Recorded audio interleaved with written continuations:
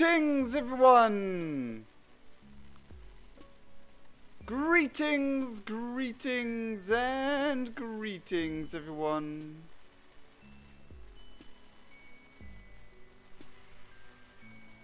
Let's start! Oh, oh!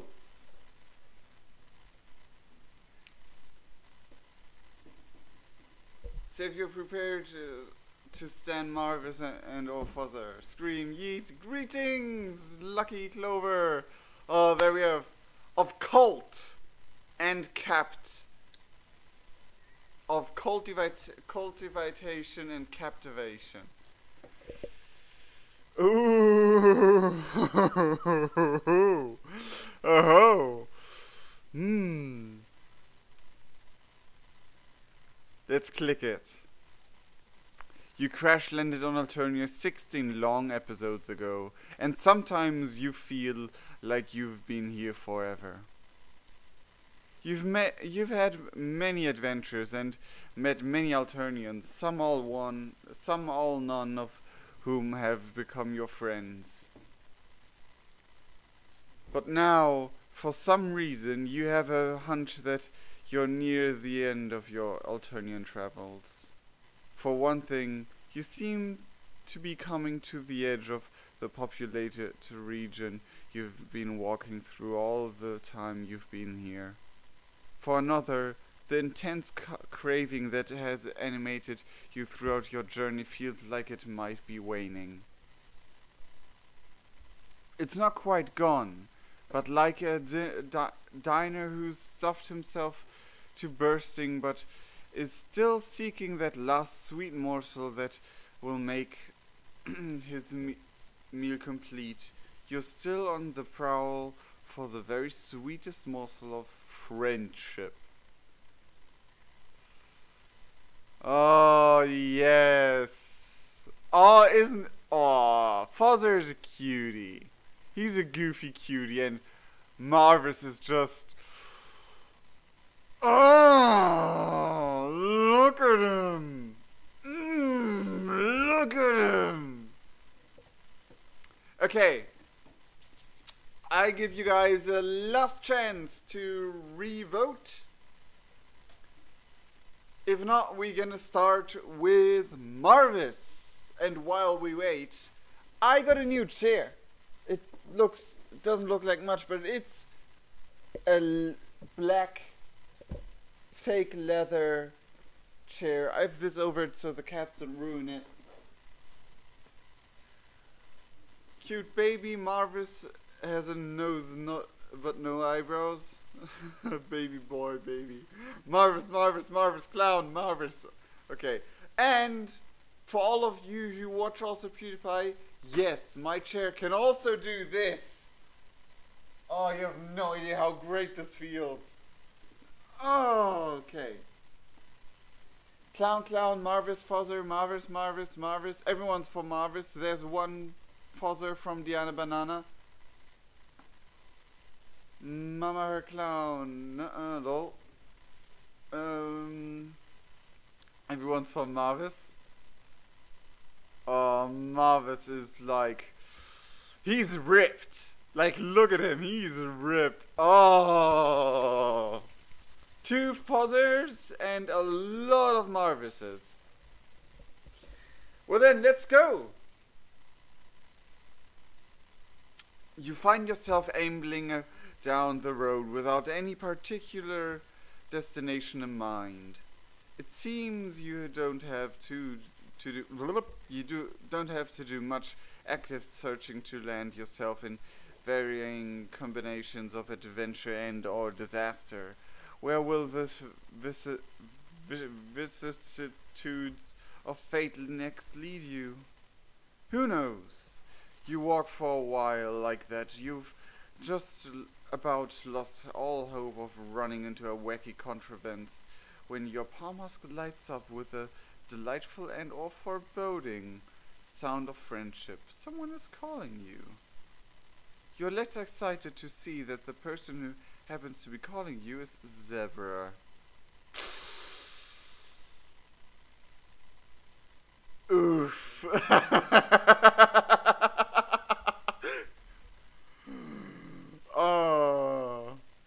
saying Jester, now I have the song Awaken in my head again.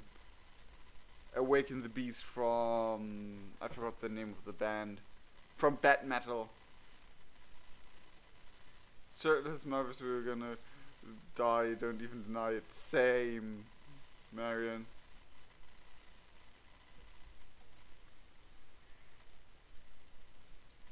Let's ever get overshadowed by Marvus and murder him. It's not that you dislike Zebra precisely. It's just that you might struggle to rank him above literally any other troll you've met. Including the yellow guy who loves genocide. Okay. But you're not one to leave a friend hanging. You dutiful answer the call.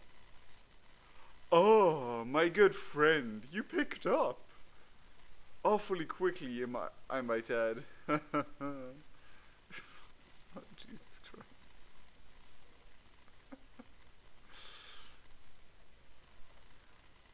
Yeah, you just love friendship. You ask Zebra why he's calling. Do I need a reason to call? Is the thrill of a dialectical riposte not cause enough to make social contact with one of my dearest adversaries / friend, or maybe more depending on whatever you feel comfortable with and interested in at any given point in time? Nope. You have no idea how to even respond to that. Nah, I'm just fucking with you. I stand to incur material gain from your association. I need you to stay right where you are. Well, what are you going to do? Hang up?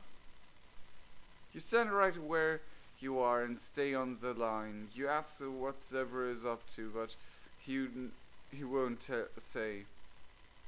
Tells you he needs to concentrate. Concentrate? Eventually you notice a strange shape resolving in the distance down the road, drawing nearer slowly but steadily. After a while longer of waiting, the figure in the distance grows close enough for you to tell it's Zebra. That it's Zebra. Oh, that's you say. It looks like he's riding on some kind of incredibly cursed hover Segway. Incredibly cursed hover Segway. How does that even look?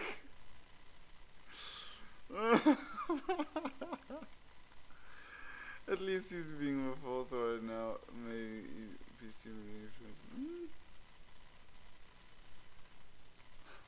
It's a cursed hover Segway, incredibly cursed even.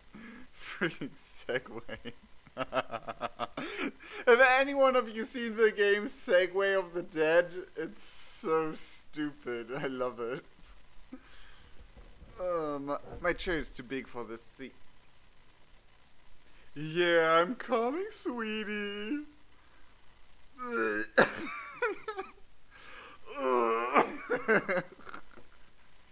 So confused as I returned twice, like damn. My cat is shitting. Oh no.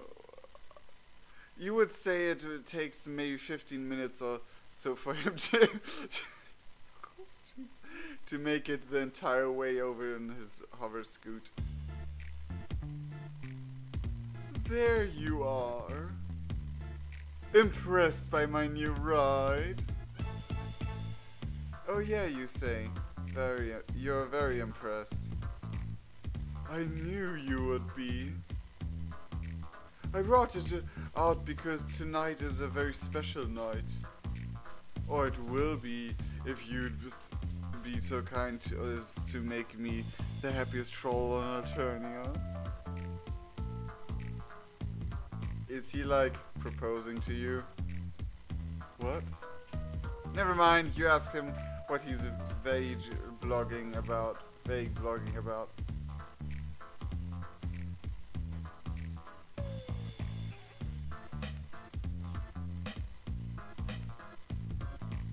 see me hovering, hate to patrol your catch him.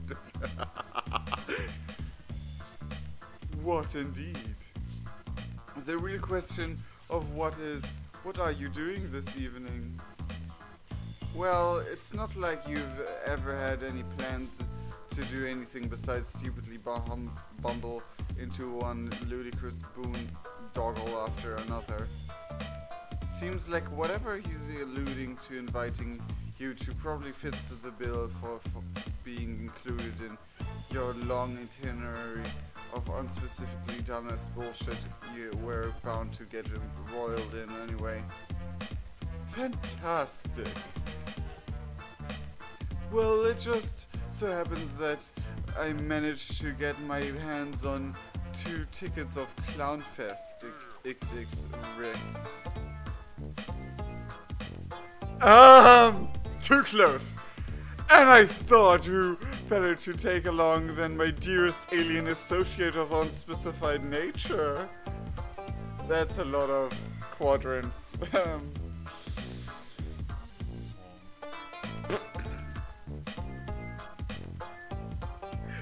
I literally just heard a honk. A totally bored honk. Oh, ew. Kitties, why did... I know you don't like zebra as well, but... Ugh. You have no idea what the Clownfest XX Rex is, but... It's not off to a good start with the name. Here's a Clownfest. So just sign me up for the Chocologator, yes. Oh, I should have known you wouldn't be familiar with it. It's a little sophisticated for an off-world reprobate such as yourself. It's a music festival centered around purple blood performers. No, normally I wouldn't trifle with high blood entertainment, disgustingly oppressive as it is. But when you think about it, aren't clowns the most disprivileged class of them all? How fucking what?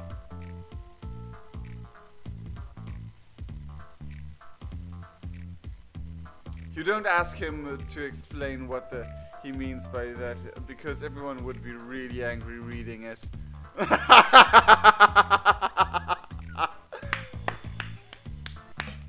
We need to get sources for situations like this, yeah.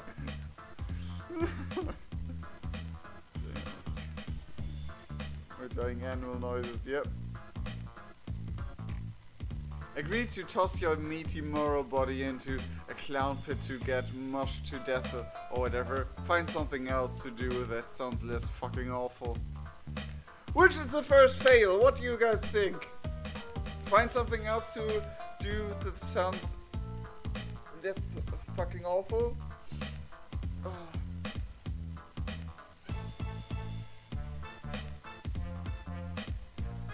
Flight second or first?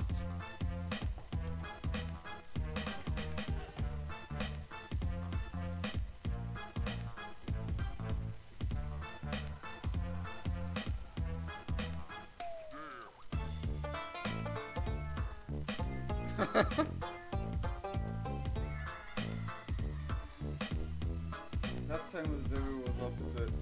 The bottom one is sure first fail, something else. Flew into death, agree, clamp it, oh my god.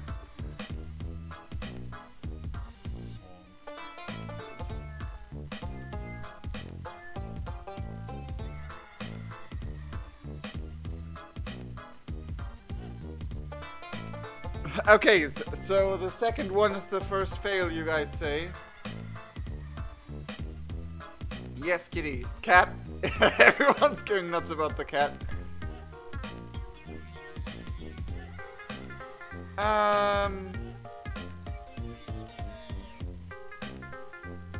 Opposite of what you tell him, pick the clown pit.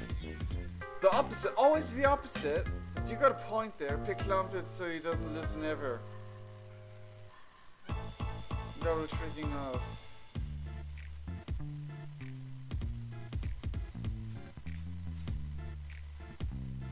Okay, now literally, now I'm purposefully confused.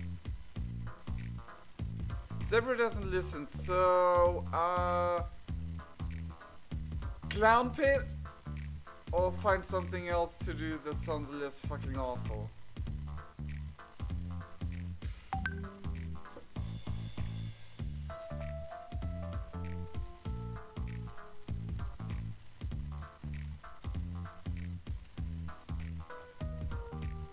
I'm so confused. I know I can't save, but I wanna, when I choose one, I wanna go through with it until the end.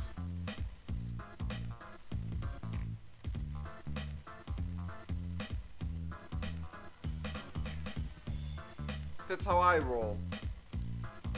Okay, save.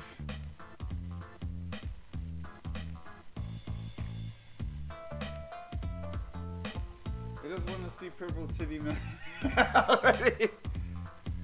Let's scoop. Let's pick find something else. Okay. Find something else. Let's pick that. Well, you can't say that the invitation isn't tempting. Going to a writhing gathering of violent justice certainly sounds like a recipe for stimulating time, but what if you didn't throw yourself blindly into an obvious peril for once in your incredibly pain life? Pass. Oh. Zebra sighs heavily. He looks completely destroyed. Despite yourself, you feel a pang of guilt in your chest. I see. I guess that's fine. I'll just have to find someone else to facilitate my brush with greatness. But is that supposed to mean? What is that supposed to mean? You don't bother to ask. When you don't give in to his obvious guilting either. Zebra seems to accept his fate. Sigh. Whatever. I can't believe I came all the way here on my hover scooter just to be callously rejected like this. But I guess I'll see you around, hotcakes. Zebra powers back up on his little scooter, gearing up to go. But when he tries to lean back so the machine will start heaving in reverse, something is wrong. The scooter just won't move, no matter how many times he slaps at the control panel on the handlebars. You ask if it's broken. What? No, it can't be. It's brand new, and it was just working a minute ago. Maybe I'm in the wrong mode. Zero hammers the buttons on the control panel for a bit with no luck.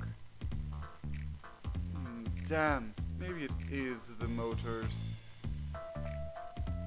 So Zero tries leaning forward to check it out. That's not the problem at all. In fact, as soon as he pushes his weight against the control stick, the scooter surges forward. Scoot machine broke. All the ass. Oh, the shitter. It collides with your frail human body, knocking you to the ground, and there's too much momentum in the motion for Zebra to stop there. The jets underneath the scooter rake over your pummeled body, incinerating you and killing you instantly. What?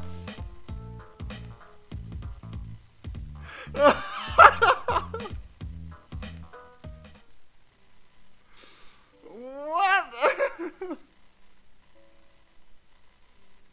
What even is this? How does that look?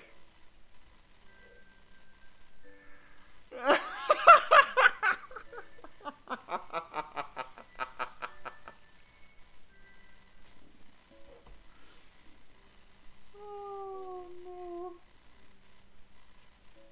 Come here, Pumpy. Look into the camera, Pumpkin. Or not. Or not. He jumped on my arm and I lifted my arm and he just like, nope. Noped out.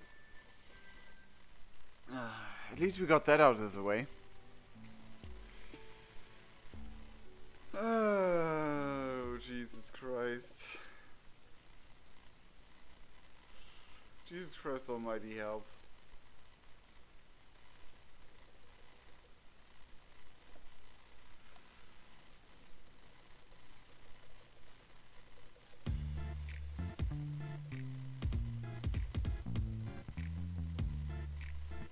Okay.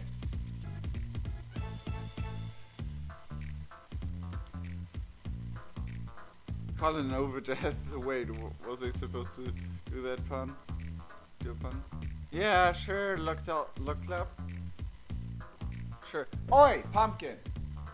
Not on my printer. Pumpkin, runter da! 1 second, I gotta...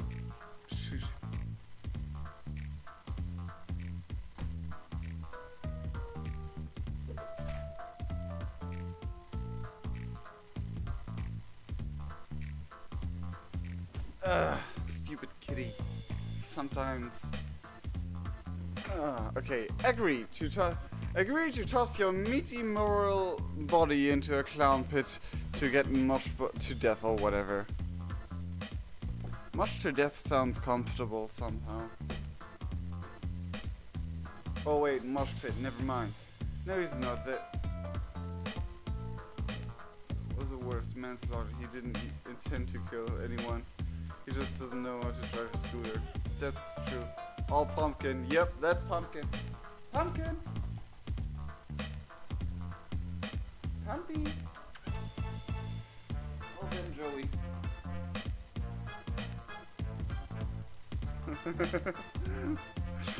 Anyway, I knew you'd be there for me. Alright, let's go.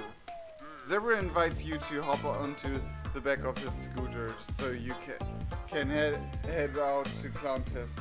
You say you're not sure this is the most effective avenue of locomotion. Zebra... Don't fall down. Zebra tells you it's all the rage and not to be a little bitch about it. What? Zebra tells you it's all the rage and not to bitch about it. So let me tell you a little about my plans for tonight.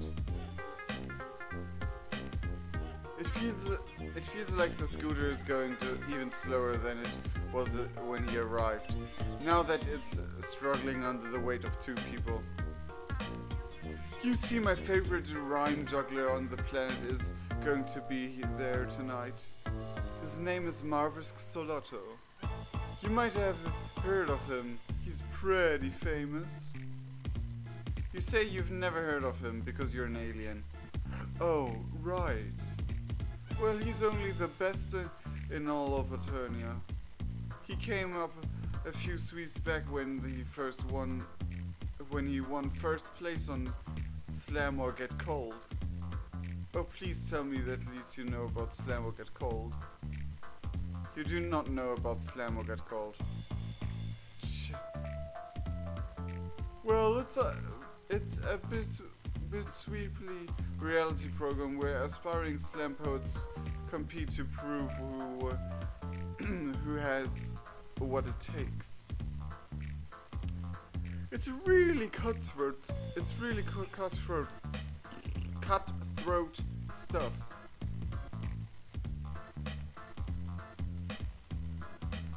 I mean, I think there are at least 5 decapitations a season. The competitions is no skill, no matter the blood color of who is competing. The troll who wins is the troll who has the nastiest flow and the dopest bars. Everyone has an equal shot. I mean, sure, High Blood has won every season to date, but it's basic biology that clowns are better at rhyming than everyone else. Even if High Bloods were Low Bloods, that would still be true. That's equality. Yeah, makes sense. You think this is really progressive stuff he's saying. Where could he have possibly gotten so educated and smart? Oh, you flatter me. Anyway, as you know, I'm deeply connected in the music industry. But because of impressive spectrum systems, I'm afraid I'm only truly afforded downward mobility. The clown sphere is a really insular, close-knit community. But when the right hustle, I'm going to break that glass ceiling. I can't pronounce that correctly, I'm afraid. All I can read is ceiling. But isn't that written differently? I'm so stupid. Marvus is the perfect troll to bring me into the fold. You say this guy sounds pretty brutal. Are you sure you want to actually meet this clown? What, Marvus? Ha! I mean, sure, he does what he needs to do to survive in a rigidly ossified power system that could never be truly dismantled by the actions of a single individual. But that doesn't mean that he supports it. Contrary to what you might think, Marvus is a spectacularly subversive figure in the industry. If you listen to his music, really listen, you'll hear some borderline revolutionary stuff. I think he'd tear it all down if he could. I might have to mention it, but being a clown is kind of woke.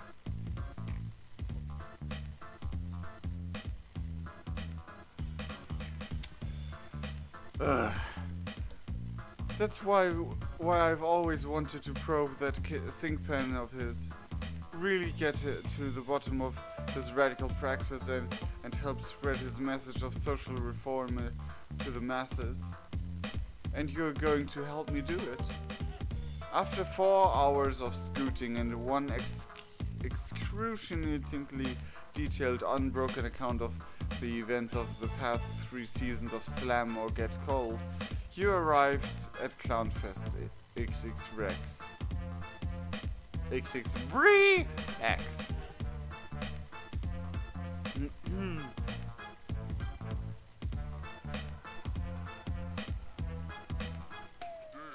Yeah, he might be part of the rebellion. That is something I really hope.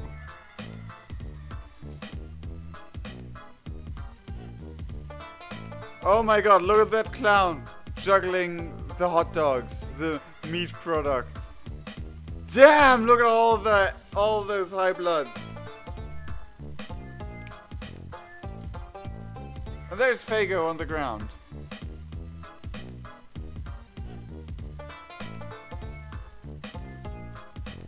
Look at all this.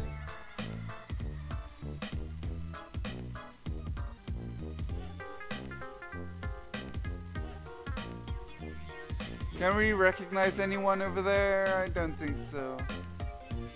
Too bad. Clownfest feels more like a circus than the idea of music festival. In the distance is a wide open field dotted with disorganized masses of people, all gathered before a nightmarish stage you presume to be the site of the evening's main event.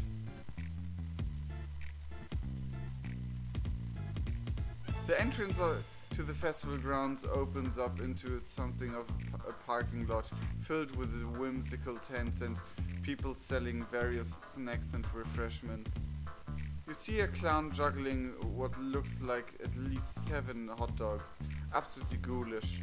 You're glad Diamond isn't here to see this. Zebra brings you up to the stage, flashes your tickets and gets you wristbanded and admitted to the festival grounds. Seems like there's still some time before the performance is slated to start. There are some spectators already gathered in the field, but those of more privileged bloodcases aligned up around the tents in the lot to buy food and merchandise. While you walk around the festival grounds, you ask Zebra what exactly he has planned. What could you possibly do to get him in good with the clowns? Zebra takes it as an invitation to whisper conspiratorially into your ear. His breath is hot and heavy against your hearing canal.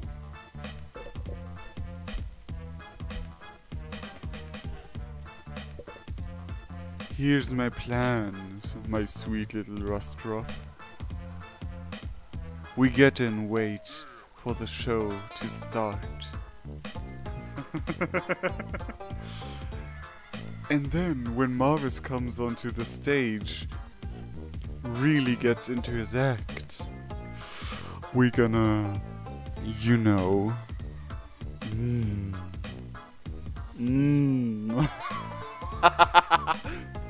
You're going to jump the barricade and rush the stage.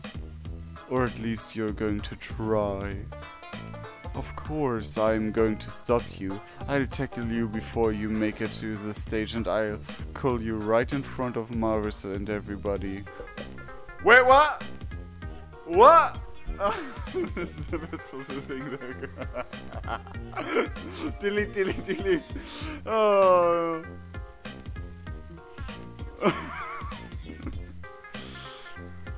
We are at 80 people. Oh, jeez.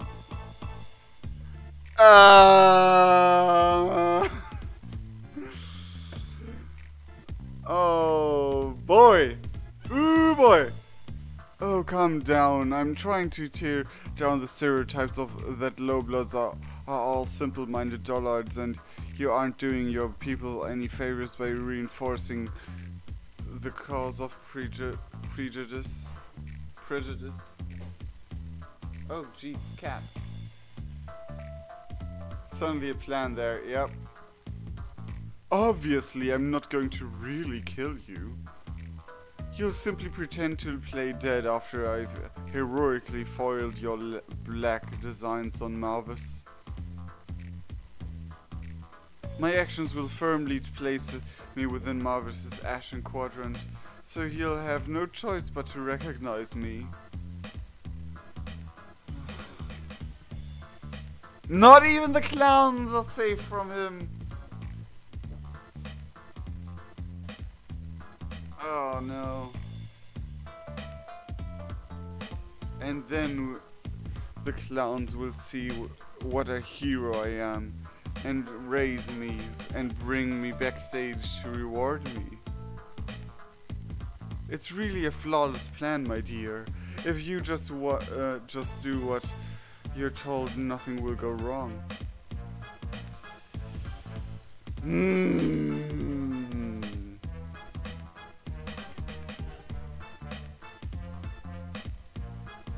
Before you cannot proffer any critique of this caper, the jovial clamour of chatting and revelry surrounding you is pierced by a rising chorus of blood-curdling shrieks.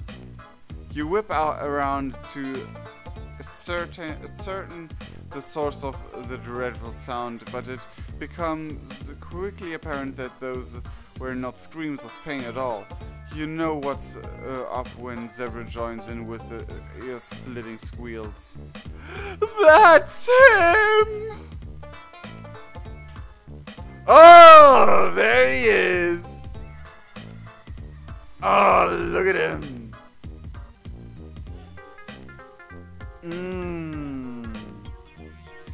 I might get a little gay for this guy.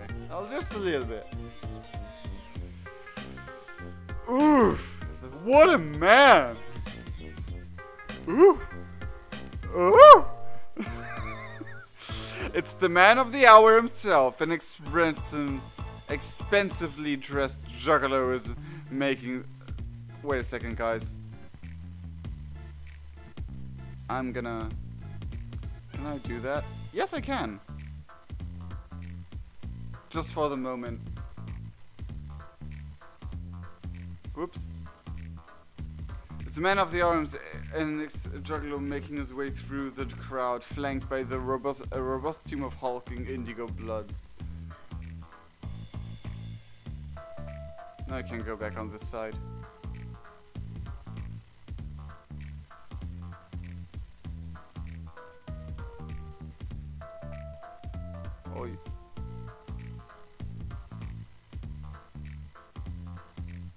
There we go.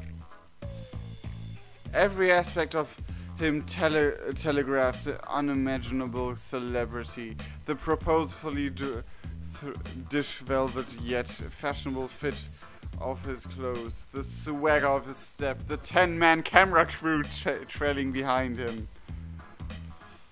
Oh, yes.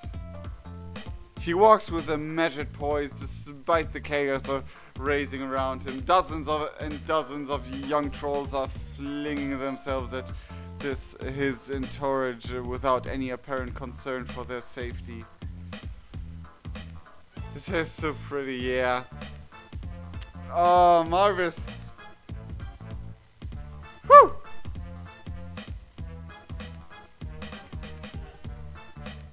The bodyguards are roundhouse kicking the eager teens into the ground left and right like a bloody blender of adolescent aliens. It's pure carnage. He really knows how to draw a crowd, doesn't he? Oh. A minute ago it was tough to truly grasp the hype, but after seeing him in person, you don't know what it is. But this swaggy clown has an undeniably gravitas that commands the attention of everyone around him. It's impossible to look anywhere else. Even the Alternian moonlight seems to endeavor to glint off his golden accoutrements twice as bright. But he's gone just as quickly as he arrived. Up to the festival stage to set up his act. He leaves a bloody void in his wake. Zebra is bouncing on the balls of his feet, allowing the encounter. He clearly can't wait to get up into the pit, and to be honest, neither can you. What is it about a good clown that's so utterly irresistible? Whew! Senpai! Whew! Oi! Pumpkin, get down there! You behaved so good a few hours ago. What's up with you now? Oh, damn it. Oh, yeah, Joey. Come here, Joey. Come here, Joey. You want some... you want to see Marvus? He's gone now, though. Whoops. Don't fall down. Oh, where are you going, Joey? I'm a pirate. I'm a pirate. Zebra is bouncing on his ball. He clearly can't wait and irresistible. Reread that. Zebra takes you up to the field spread out before the stage. There are thousands and thousands of trolls already standing around, ready for the show.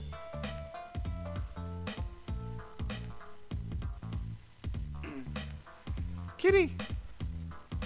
We're at 90 people right now! Woo! Already standing around, ready for the show to start. From the looks of the crowds in the back breaking down their tents, there have been rustbloods camping out for days to secure their spots. But even those hard-won locations are much further back to the back than where Zebra is leading you. There aren't many highbloods here by comparison, so Zebra is able to take you to walk right in, muscle past all the ceruleans, grab a spot by the barricades with maybe 5 minutes to spare before the show starts. There are some rowdies up on the stage now, dashing around to finalize all the equipment arrangements. Oh shoot! Did you remember to bring your concert diaper? Excuse you?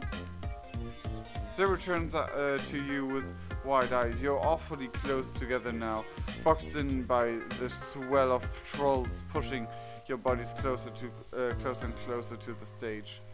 You know, your concert diaper.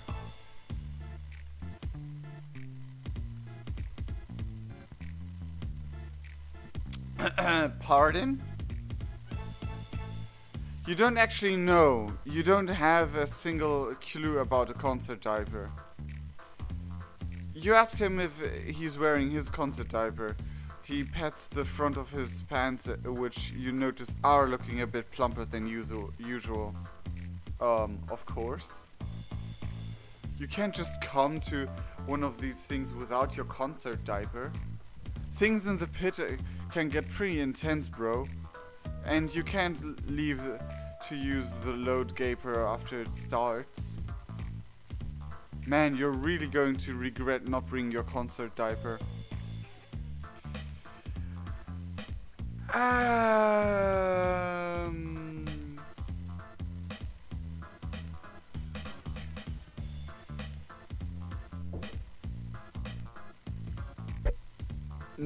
No, I have nothing.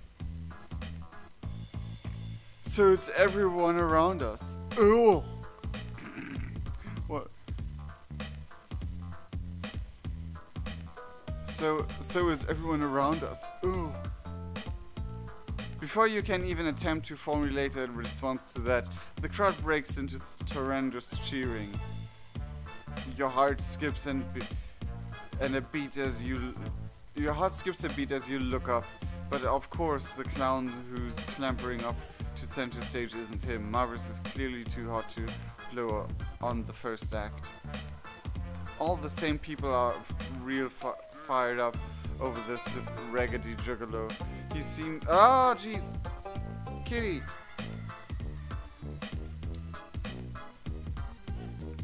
Clown King diaper. He seems like a serviceable clown, if you suppose. He's got enough gold chains and is reasonably swaggy. He gets bumping, drops us a few bars. It's fine, you guess, but he's not your clown. You know the moment you laid eyes on Marvus that he was the only clown your heart would ever be able to see again.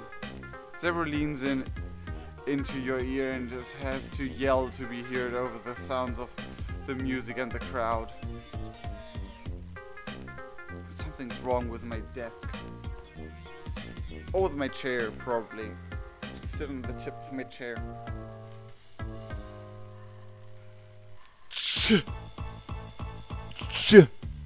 Just I've never much liked Rapster Slamsy's work, to be honest. Sure, the beats are produced well, but he has a very insipid sense of lyricism. Triza's indefatigable military might that. We get it, you want to harpoon the Hyris. Who doesn't, honestly? We don't need to hear about it all day. A solid 15 minutes of mildly provocative slams later, and old Slamsy is slinking off the backstage as soon as he's gone. A new jester takes this fore. If you wanted to get into the music, it proves difficult. Every new act they bring onto the stage is immediately followed by a horroring earful of Zebra's scathing critiques. You wonder why he's so fixated on getting in the good with this gaggle of urban farcures, if he thinks so little of their technical and artistical merits to begin with. As you stand lean sweetly against the barricade, you're starting to wonder if it's all worth it. Could the sight of a single rapping a man really outweigh all the physical and psychic agony of waiting and standing and stewing in the heat of the pit? Will you have just endured nearly 3,000 words of hanging out with Zebra for something that will ultimately let you down? But as the penultimate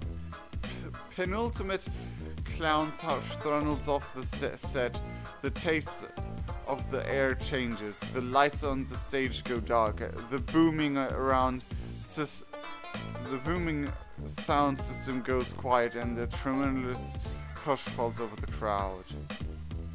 You feel your heart stop in that silence. You know down to your bones that this is the moment you've been waiting for.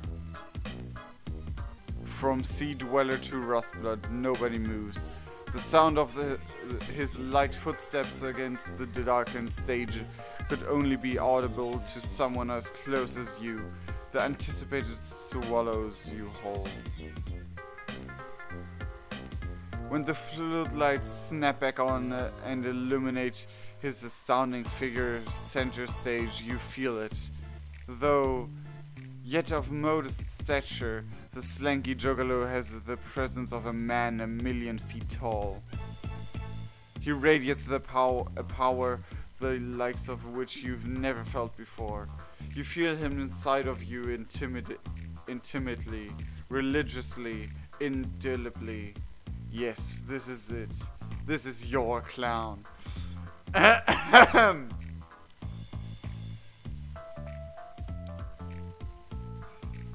Then he opens his mouth to utter what feels like the most important words you've ever heard in your life. Hey.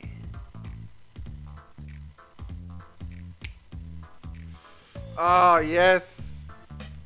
Yes. Hey. All hell breaks loose. Everyone is screaming around you. You grip tight on the barricade as you stare up at him, glowing messianic arms outstretched to the drink and the zealous fervor of the crowd, all incited by a single incredibly powerful word. Hey. God, you'll never forget it. What up, guys? LOL?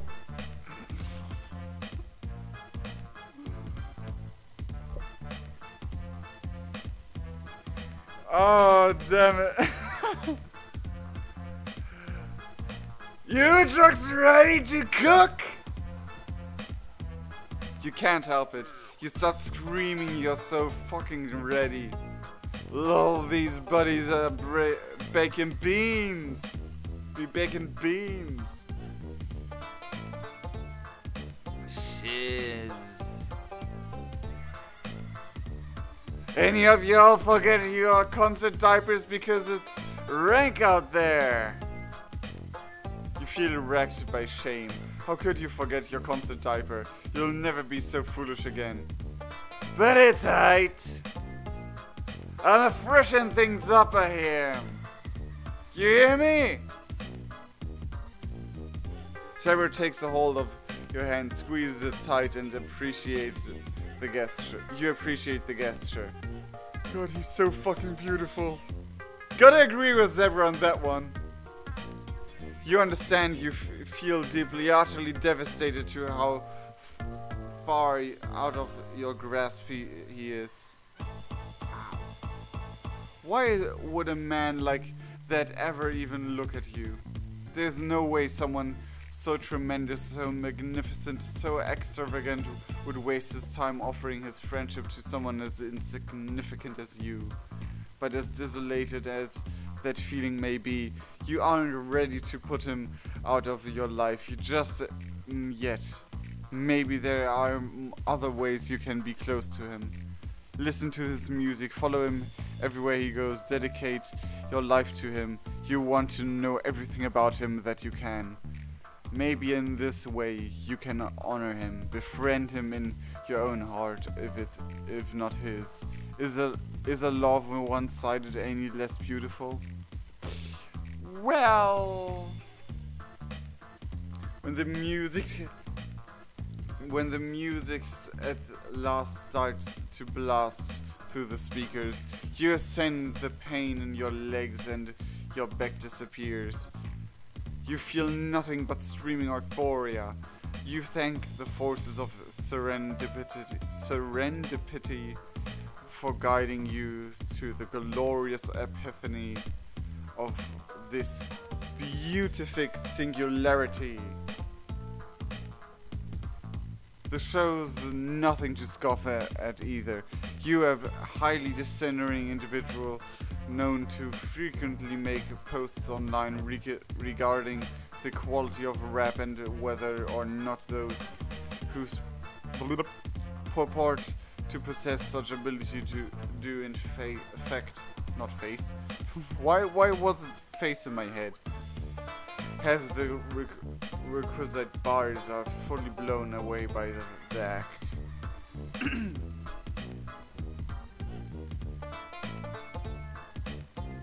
Oh, his right end's there.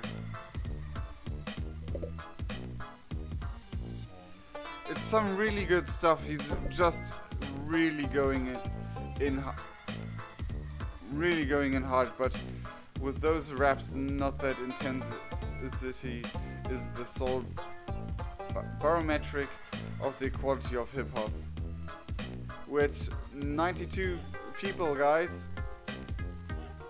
The fire that Marvus is dropping is a broad contemporary performance that would equally satisfy any aficionado of any relevant subgenre. Not a single thing about him is even slightly racist. You're really starting to get into the zone when Zebra starts to scream in your ear again. You were already going deaf from the concert as it was. I think it's about time to get this show on the road, don't you?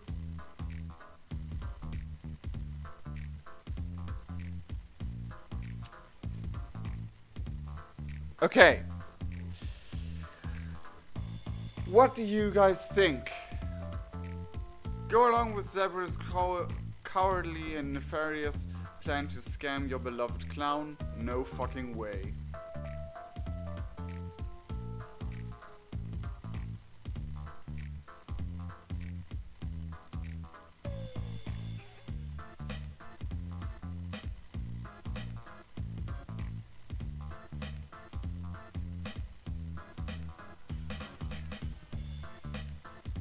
This looks smushed against the camera. No fucking way, don't scam the king.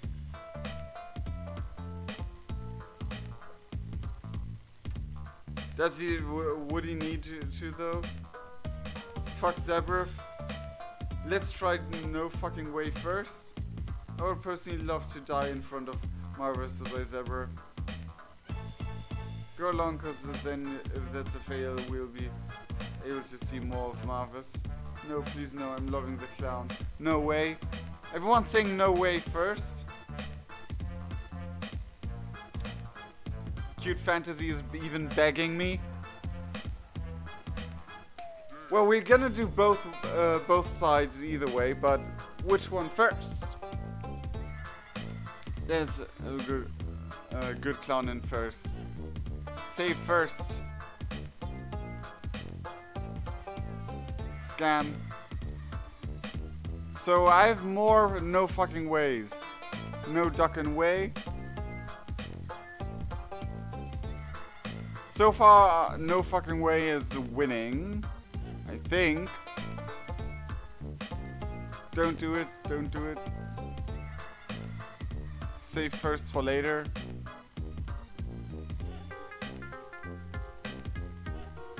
No fucking way is winning, so I don't need to flip a coin.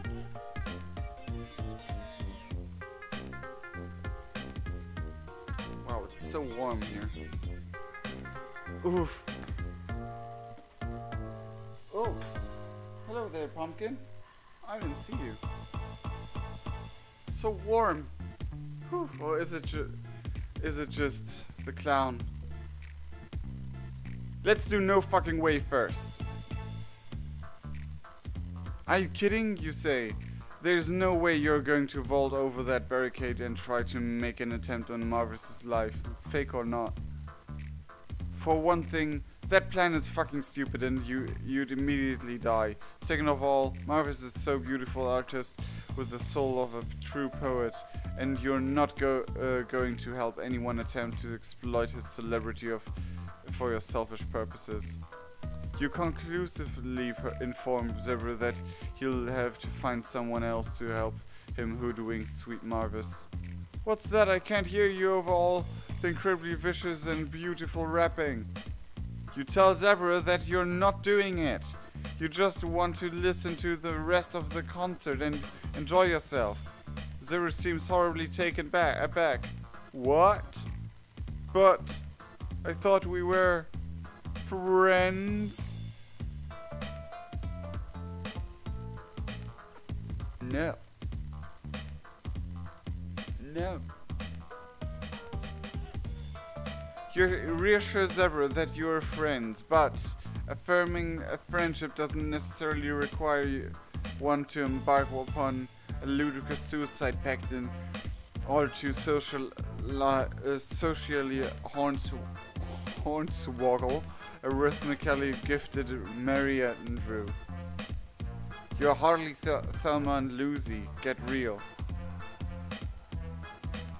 You tell Zebra he needs to find someone else to help him cozy up with the clown's inner circle. Zebra harumphs offended and decides to go.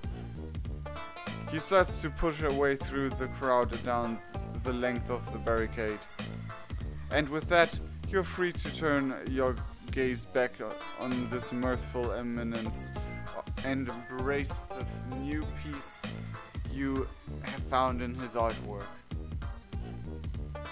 But Marvus only keeps distributing dope and the crowd only gets rowdier. Before you can know it, you find yourself being wrenched into the writhing mass jostled about and subsumed by the transcendent power of the music. Your pitiful little body becomes nothing but a note in his wicked symphony, a raindrop smashed away in the rapids. Some time ago you might have accepted your fate here and allowed yourself to be trampled by the mob, but you have something to live for now. Oh geez.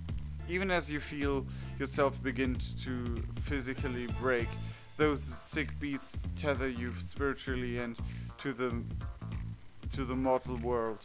This ruthless bars cut through the heat and the sweat and the heavy stench of the piss and meat, drawing you like a sailor to the siren song. Not even death could wrench you free to the grasp of his grasp. In spite of the odds, you manage to muscle your way back up to the fore. You exit the mosh pit a shattered mass, bruised, battered, and broken, hanging on only by the most tenuous of threads. As you look around you, you get a glimpse of your fate. You're surrounded on all sides by trolls who have collapsed and been trampled dead, faces frozen in rictus of ecstasy. Given how lightheaded you feel, you aren't long for this world either, but you can carry on a bit further for him. Wow, he's really something else, that Marvus, you think, as your wasted body slumps against the barricade. It's all you can do to lift your weak head and stare up at him, drinking up his boundless individual wonder as your vision starts to blur and your concussions begins to fade. Many dots.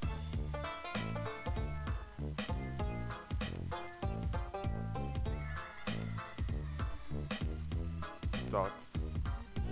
You jerk back to your senses when you feel something splashing over your face.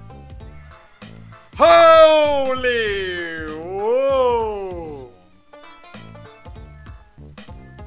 Let's enjoy this view for a moment, shall we?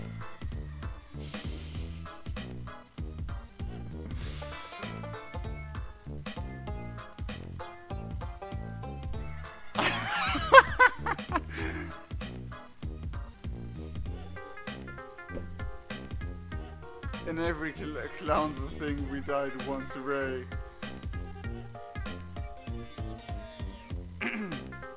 We haven't died yet. Tick, tick. Oh no, praise. Praise the crotch of the clown.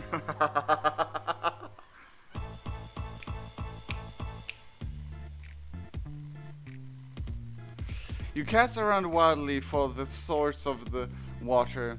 To your disbelief, you see that it was Marvus. He's standing at the edge of the stage, gyrating his hips to the choreography as he looks down at you in concern. It's like staring into the groin of an angel. He waits for a break in his verse to cover his mic and mouth to you. Yo, buddy, you aight?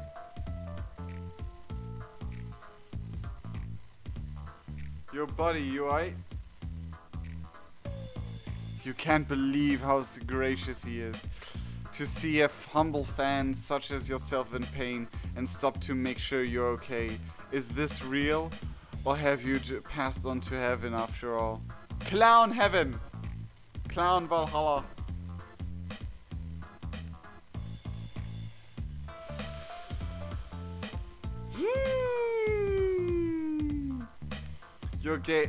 Your gaze tracks up from his well-proportionate crotch to the generous view offered by the plunging neckline of his shirt. You're all right now. You've never been more all right in your life.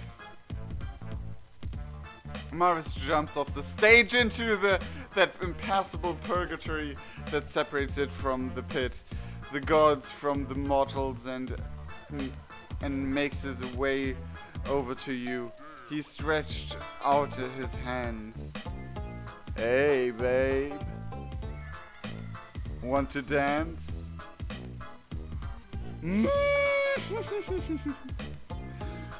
Ooh! So damn gay for this man. In the background, saying, yeet. Because give him. We're at 100 viewers. Oh damn! We all gay for this man. We are all gay for this man. Oh, and he asks us to dance. Hi there, Dayan Banana. Hi with the blood. Your broken bones are no obstacle. Instinct propels you over the barricade and into his arms. He catches you like you've both been waiting your entire lives for this moment. You've never felt more warm or safe. He scoops you up with his incredible strength and carries you back onto the stage. Marvus is talking into his mic again, so his words reverberate through the entire field. Look what we got here! Seems like a fix fucking low blood cut to the front of the line, my friends. Lol. The remainder of the crowd that's still conscious boos viciously. What? What's happening? Oh, you're clearly bleeding red from being stomped in the face several times in the mosh pit. And in the murky lights of the stage it looks awfully burgundy. Someone's been naughty.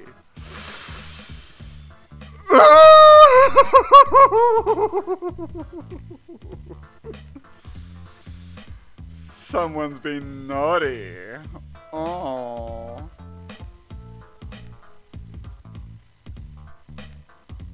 Yes. Yes, you've been so naughty. You sace into the mic. Oh.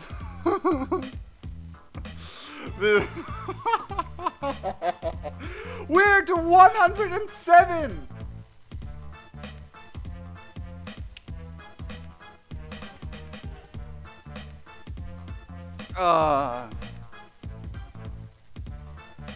No remorse.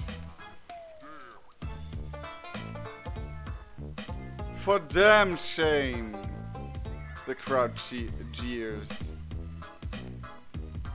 Well, we clearly got a criminal on our damn hands. What do you think I should do with him? Any opinions? He wants him so bad.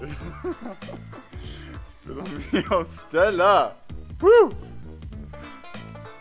The response is disjointed but still functionally unanimous. Amidst the clamor, one word keeps ringing out clearly. Kill! Kill! Kill! Kill! Kill! Oh, damn it.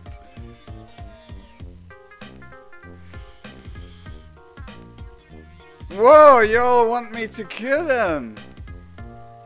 Shit, that's brutal.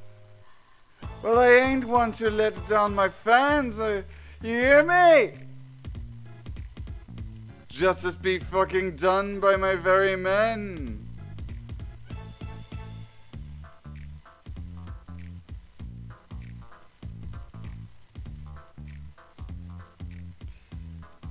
What better way to cap off a wicked night when we a little gutter blood shower, lol? Well, you're hardly qualified to question Marvus's judgment. If what he wants is publicly execute you in front of the crowd of his adoring fans, you guess that's how it has to be. You surrender completely as Marvus directs the stage hands to help him erect some sort of makeshift crucifix. You don't struggle as he carries you over and ties you up, suspended above the crowd. All the spotlights shine on you, burning hot. The audience raptures screams deafen you. But all you can see is Marvus approaching you, ringed in— Ah! Cat!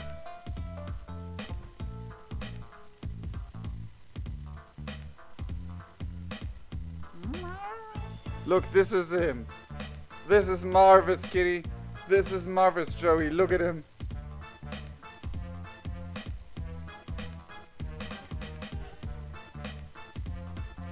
Okay. And don't jump my lap again, please. That hurt. But all you can see is Marvus approaching you, ringed in the otherworldly light. His back is to the crowd, so you are the only one who can see his face like this, intense, focused, merciless.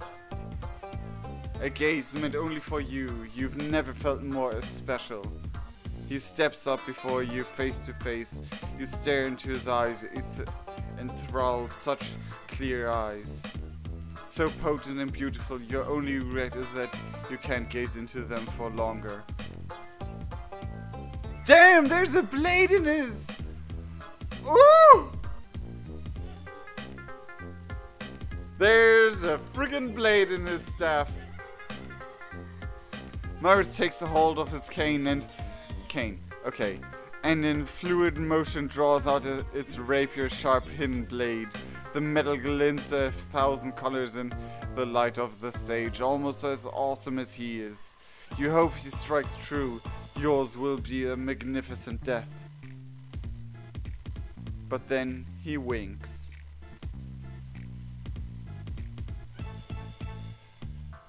A fleeting moment of understanding passes between you. Could it be that Marvus is the friend you've been searching for after all? Oh, is it a fool's flight of fancy to a dream so? He draws in close, rearing up as if to strike, and as he raises his blade, his jacket lifts up to exposing his vulnerable clown pit.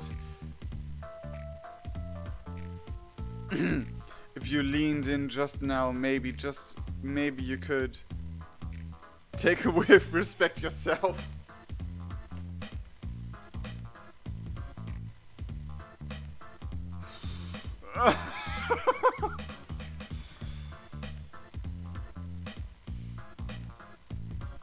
It's a sleeveless shirt.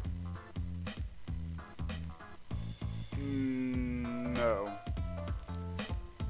We're gonna lick his armpit. I'm dying of gayness. Our fetish starts. He's a man. Whiff, whiff, whiff. Respect yourself, hey MC. MC! Ew. Whiff, whiff. Whiff. Everyone's saying whiff. Die. Whiff. Have respect. Whiff, whiff. What the hell is this? Oh, Jesus. Chat is going almost too fast to follow. Ah. But look at this man. Look at him. Look at him. Okay. I've seen way more whiffs than have respecting for myself. You can't help yourself. You lean right into the clown's swampy armpit and breathe in deep. The scent is like nothing you've ever smelled before. It's like a thick flavor of ambrosia glazed over an ogre's musk. Wet teriyaki socks. Teriyaki socks sprinkled with a seasoning of pure passion. What is that? Oh, ew.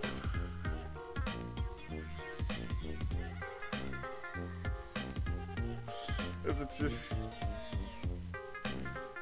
powerful and dominable and beyond intoxicating? You can't get enough. You sniff, and when you snuff, sucking as much of the hot, salty odor into your nostrils as possible. So delicious. The fresh bucket of exertion brought about by hard, relentless work, freely flowing as the manifestation of his raw talent. You could spend the rest of your life nestled into this just as fragrant pit, which might be literally what happens. You hope he allows you to indulgence. Were you so bold, you might even take a hearty lick. Oh, how could it possibly taste if the smell alone is so wonderful? Oh no.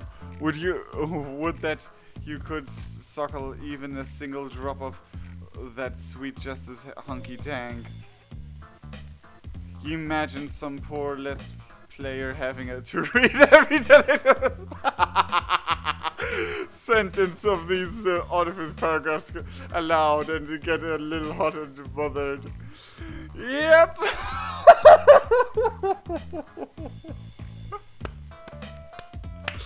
I love you, writers. I love you guys.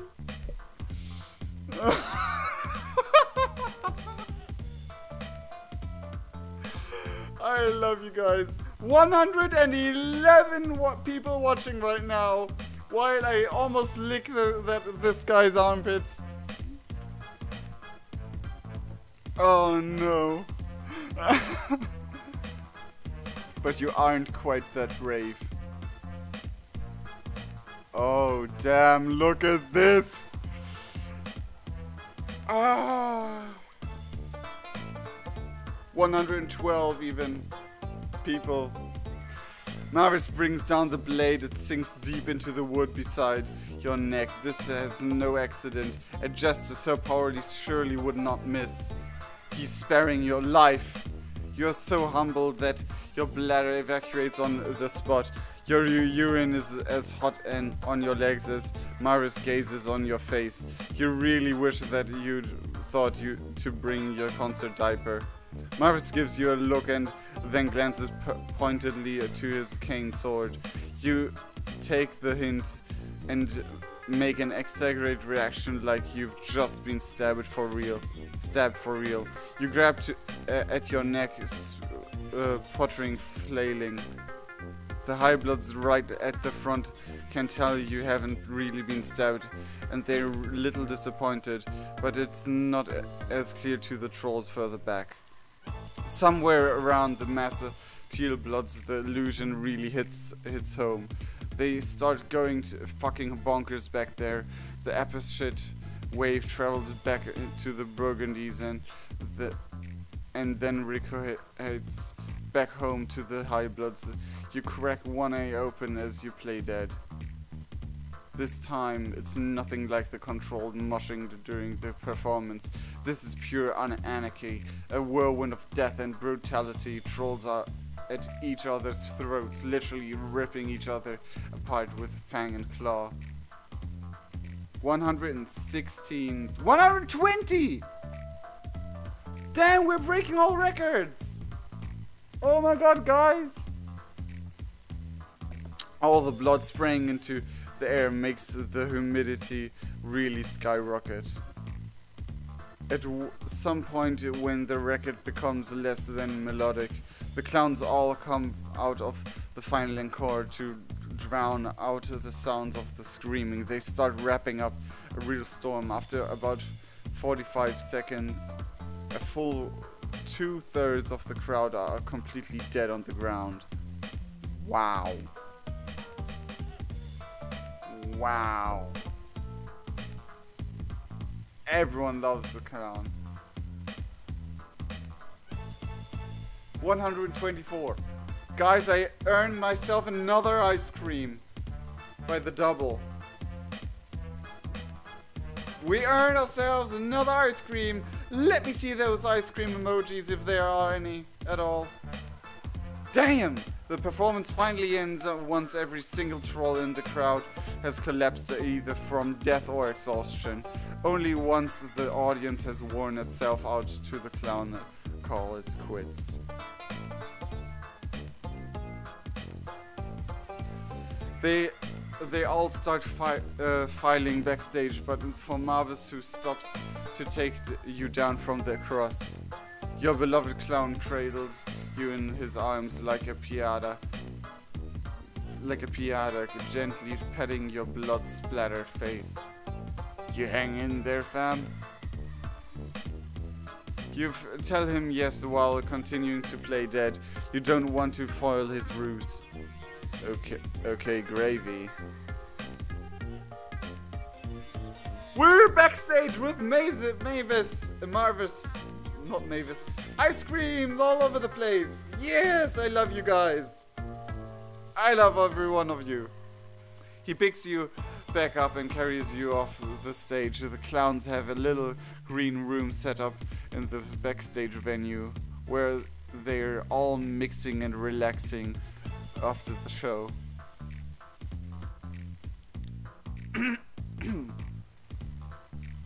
Oof.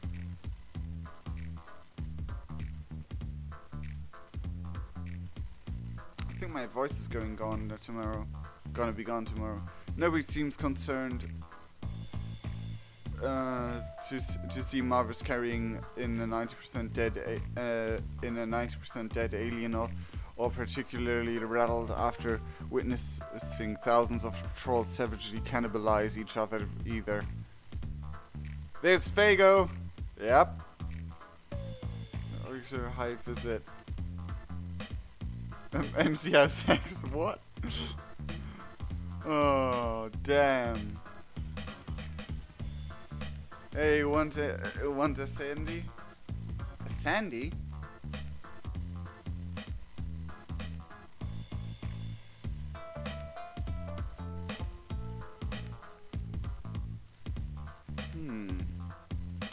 Hey, you want a Sandy? A what? A Sander. You're sorry? Grub bread. You say, yeah, sure, you're pretty hungry. Marvus drops you off on the couch and you lounge indulgently as you wait for him to walk to the catering table and pick you something up. He's back quickly. Think you can have your arms or nothing, buddy? Think you can move your arms or nothing, buddy? You say you're not really? You're pretty sure all of your bones are basically obliterated. Ah, shiz. That's rough, sorry man. Guess that's my fault, lol. Okay, say we're being fed! We're being fed! You don't even question it. You obey him unthinkingly.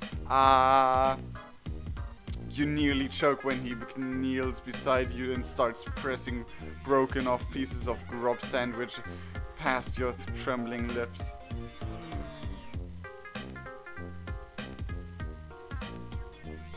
Tears well up at the corners of your eyes. Wow, could someone like you be so lucky to touch and be held by the closest thing on this mortal plane to a god? You're sure there's thousands, millions of trolls out there who would die to get to experience anything like this. It's humbling. What did you to deserve this? You're so weak from the concert that even moving your jaw is hard, and your star-stricken sobbing doesn't help either. Whenever a sloppy bit of grub paste filling dribbles down your chin, Marvus is right there to catch it and shove it back into your eager maw. He makes unyielding eye contact with you as he allows you to suck the maggoty meal from his fingers. Oh, woohoo! You tell him he's beautiful. A lot of people say that. I don't know about all that though. I'm just a humble rhyme juggler with a lot of cash and money and 10 guys filming what I'm doing right now.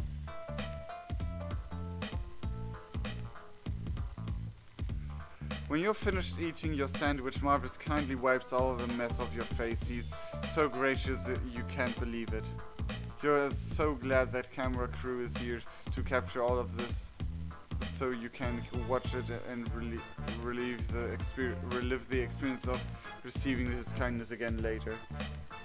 You guess you need to answer to the question, why did Marvus decide to save you? Marvus takes a moment to think on it. Well, I guess I saw the guy you was with, and I was like, shit. What a sorry motherfucker. Unfair. You know that, buddy. Be bad news, fam. Lol. What? Zebra? No way. Zebra's your friend. All of your friends are cool. Dan, 'cause that's raw. You okay? You sick? You're real friends with that indigo? Ding dong? With that ding dong? Oh, damn! You know, be blacklisted all the fucking way out in Clown Town. You know he blacklisted all the fucking way in Clown Town. What, really? Why? He's just a social climber, man. That big blue buddy be a mo fucking parasite. And he's blacklisted by all clowns? He doesn't seem to know that. Well, he ain't ever about to go and tell his shady ass. Gonna go write a wicked nasty review about my business. So we be looking out for ourselves. Us clowns real close knit, you know. Take care of each other. No, that shiz. You feel me? Wow, I did not know. Sitapa, I cannot read that. I'm sorry. Parasite. This is woke. He's really woke. Everyone go home. Marvus sucks. Actually, no, he's cool. Marvus is like great. You know, if you think about it, clowns are really the most disprivileged social class. You have thought about that, and it's making more and more sense recently.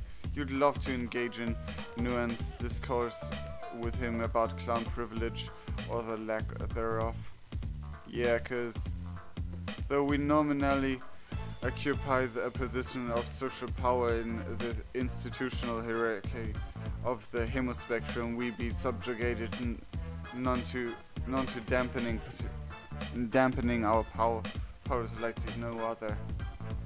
because the agents of the Empress and her abyssal hierarchy know that the unimpeded strength of me and my sick nasty buddies will easily unseat Sea Dwellers as dominant caste. Canon about... Oh, my thought was canon. My thoughts and everything.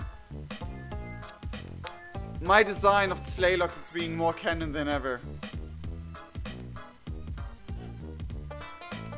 I love this.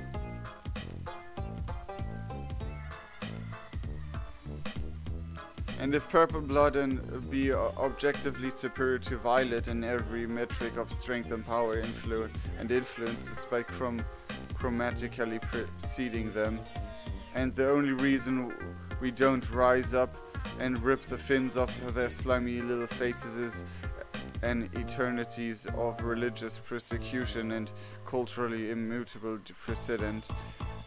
And Gloglia, oh, what the name is. What does that say about the validity of the rest of the system? True. Some way of forcing the purples to hold back the power. Yep, Gloglia. Basically. If all the low bloods got together, they could flip the hemospectrum. They could, maybe.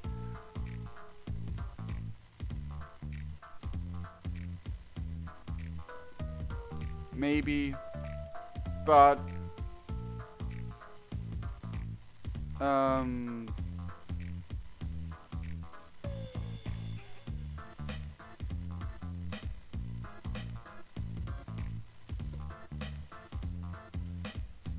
It's a lower together, turn things or something. Yeah, Gogliop is like a horror terror. Is literally a horror terror that is a pet of the Sea Dwellers. And as long as Gogliop is around, like Gogliop can just kill trolls by mere usage of her voice.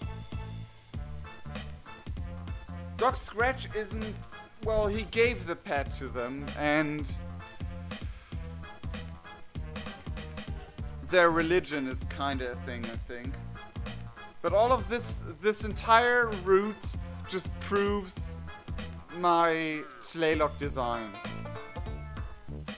Somehow, some kind, some way. You consider your mind thoroughly blown. Wow, this guy is incredibly woke and not the least bit racist at all. You're really inspired by how good he is as both an artist and a man. Don't dance straight. Maybe all this spectrum needs a little chaos to shake things up. Ah, yes. Goglia. I have no idea how to pronounce that name though. Glub glub. Well, again, not with Goglia and the drones. The drones are still stronger than a troll, and Goglia would instantly start killing trolls.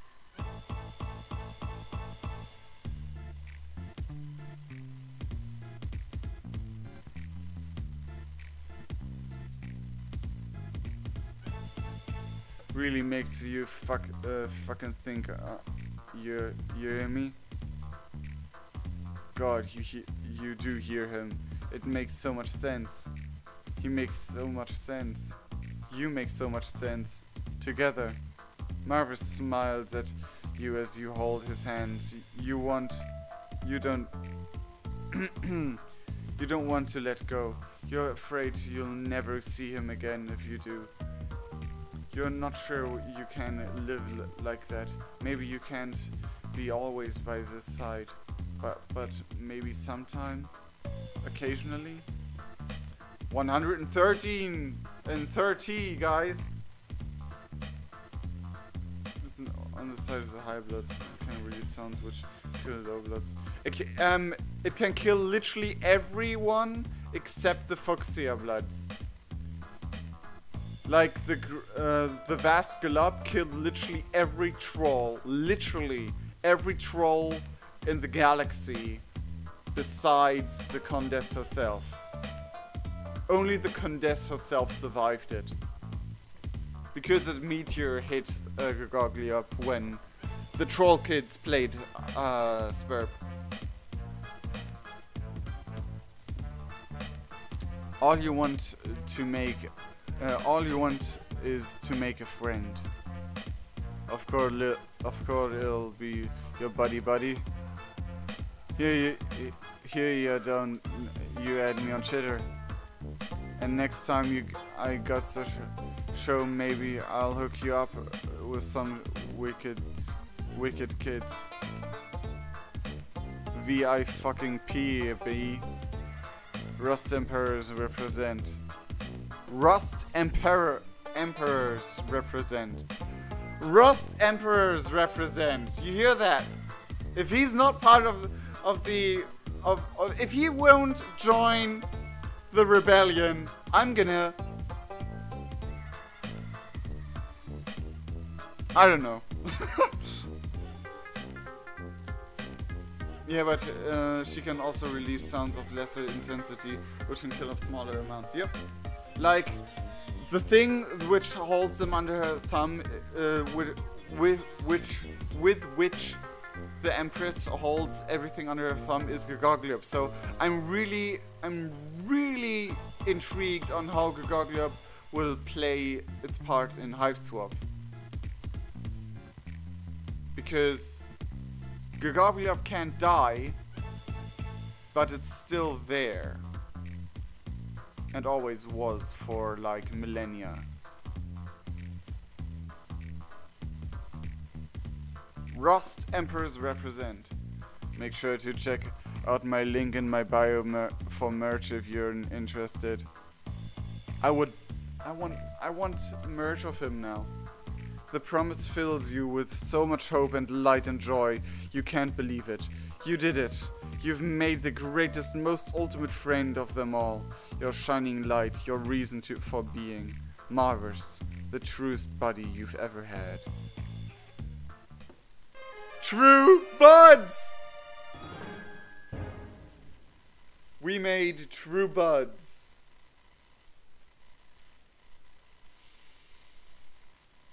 By all his merch.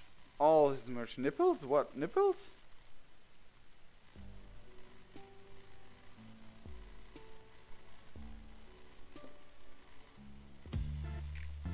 Okay, agree to toss your meaty loaf body blub and go along with Zebra's plan now. Best buds. Let's go away, go along with Zebra's plan and see how that's gonna. Oh wait.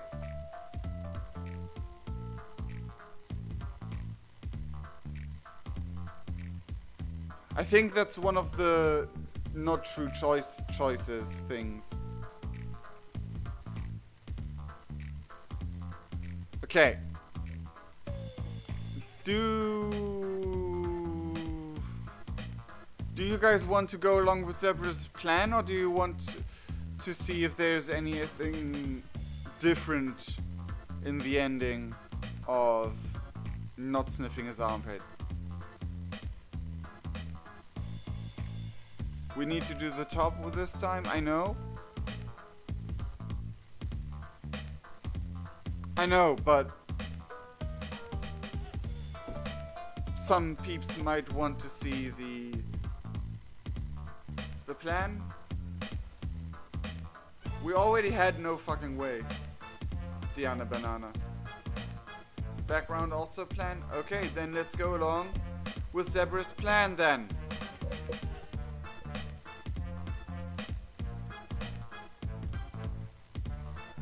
Enraptured you may be with Marvus' magnificence. A promise is a promise, and you can't let Zebra down.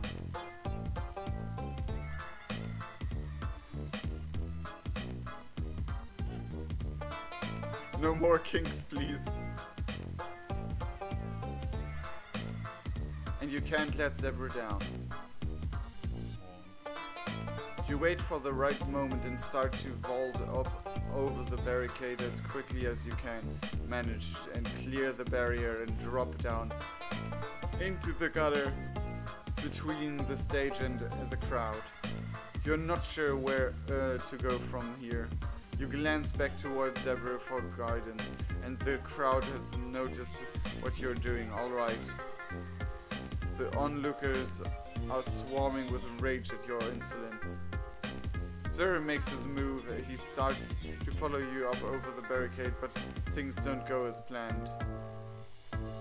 Instead of heroically stopping you from making it to Marvus, Zebra is put upon from all sides by grasping claws.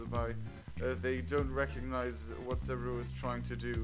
They think he's just another conspirator trying to join you in your attempt at Marvus' life.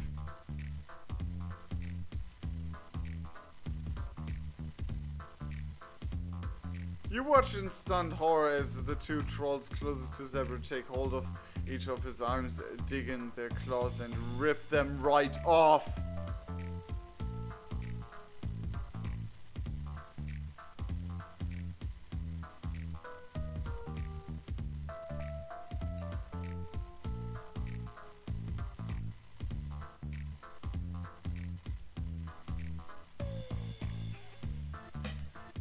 Rip Zebra, you will not be missed. And they don't stop there. You barely have time to process what's happening until another pair of trolls descend, helping to tear ruthlessly into Zebra's body. His screams don't even register over the booming of the sound system. Fountains of indigo blood spray hot into the humid air. The barricade and the ground full around you are drenched in your friend's gore. You're frozen where you stand in that arid gutter between heaven and hell. This isn't how it was supposed to go, is it? You feel the inevitable press of entropy closing in. The trolls in the audience see you, and they've already had a taste of blood. Your legs are as stiff as rods as the carnage-caked trolls who made short work of your friend begin to vault over the barricade to themselves. It seems pointless to run. You're sticking by the consuming sense of déjà vu. You've made a mistake, and the universe is going to clean up your mess. The trolls drop down into the gutter with you in advance. You close your eyes and accept your fate, and then feel yourself being wrenched up onto the stage. Yo, what's up? You can't believe your eyes. Marvus in all his majesty has hoisted you up to safety on the grand stage. He's beaming at you with the most beautiful smile you've ever seen in your whole life. This is the development he has certainly given the bloodthirsty crowd the crowd pause. Marvus turns to them with an unerring grin and shakes his head. Y'all out there trying to kill my buddy? Sometimes I swear my fans are big clowns than I am, lol. His adoring legion seems to find that very funny. You're starting to realize you really should have brought your concert diaper after all. Now seems like there's been a big misunderstanding. This just be one of my backup dancers. Hey, hit it, cause show him what you got. He's helping you? You can't say you understand, but you're not about to look a sexy, gorgeous gift clown in the mouth. If Marvus wants you to dance for your life, you'll dance. What a twist! You start going to town, flossing, shooting, whatever it is the kids are doing these days. A real contemporary breakdown, the crowd goes wild. Things are really starting to look up for you until a deafening crack sounds through the air and the stage equipment starts to collapse.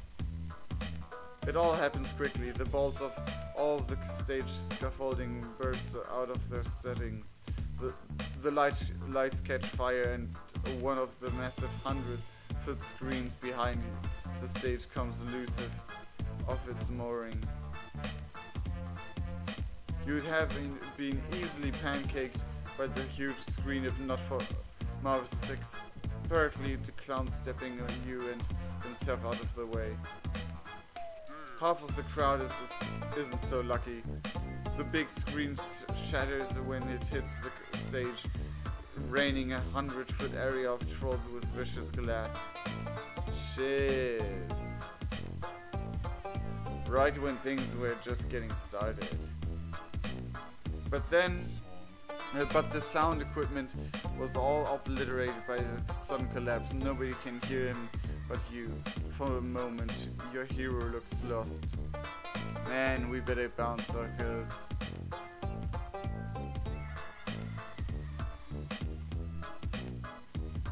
Clown stepping, flash stepping, yep. Marvus grabs you by your sweetie hand and runs. He takes you to safety into the performance green room, which seems to be intact after the collapse of the stage, though the power is out. The room is filled with the clowns who formed earlier. They all look very confused and harried. Shit. Things gonna be a madhouse out there for a while, so better to just lay low for a bit, I bet. We go out there right now and we gonna get mobbed. Usually everybody be dead at the end of my concerts. I wouldn't make it out of here without having to pay with 1,000 teens otherwise.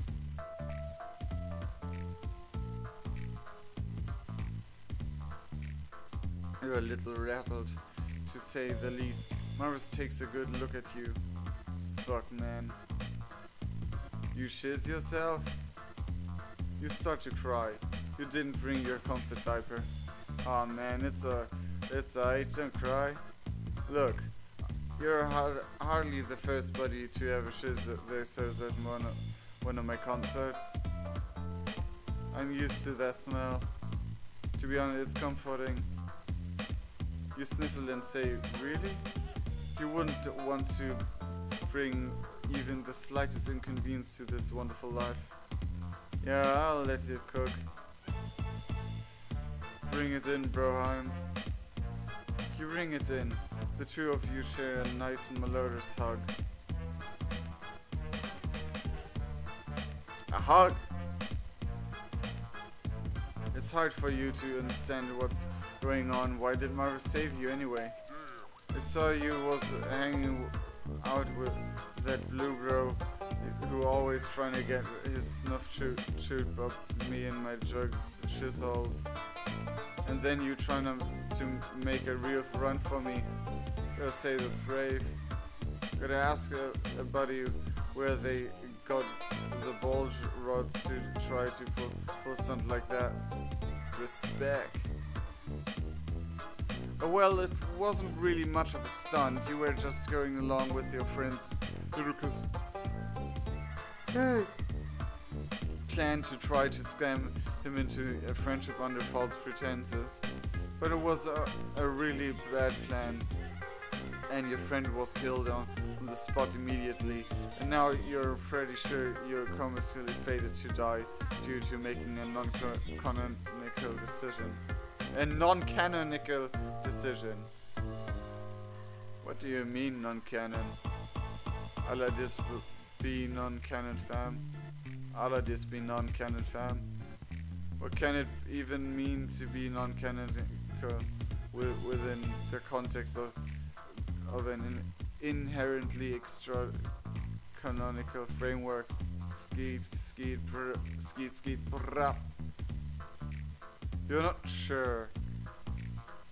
But you definitely have the sense that some of the decisions within the simulation carry greater values of the truth and relevance than others, and that the linear progression of events is coarsely enforced by an obligated narrative flow that privileges those actions with which most smoothly facilitated the designs of the story's architect. What? Brap. Clown little pump.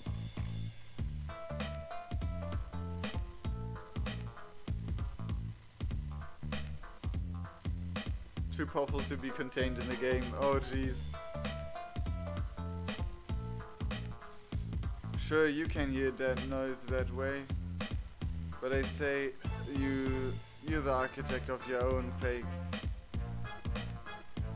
Inspiring a sermon as Marvus may be spitting his wise pontification are interrupted when a clown in the back of the green room knocks over a water cooler. This gets the other clown who was talking to him really pissed, and they start duking it out. It starts a chain of reaction that pulls all of the other Highbloods into a whirling blades picture of clown carnage. Man, what the fuck is going on? It's like you said, you made a mistake, and the essence of the timeline won't rest until it's put things right. You can feel that it's happened before, and it'll happen again. Well, I'm getting the fuck out of here. Come on, Troll Nostradamus. Let's scoot. Even as the inescapability, oh jeez, those words, of your demise consumes you, you can't bring yourself to deny him. You follow him out of the green room, fleeing before the clown fight can pull you in and grind you to bits.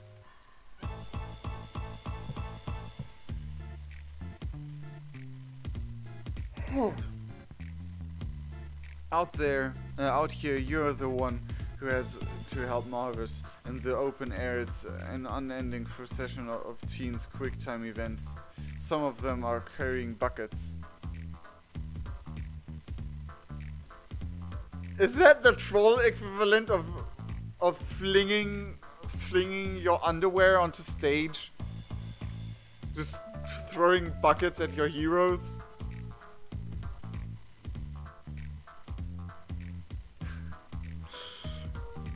Teens quick time events. This is so kinky, all over the place. Zebra is the Eridan of Hiveswap. Nah, Zebra is worse.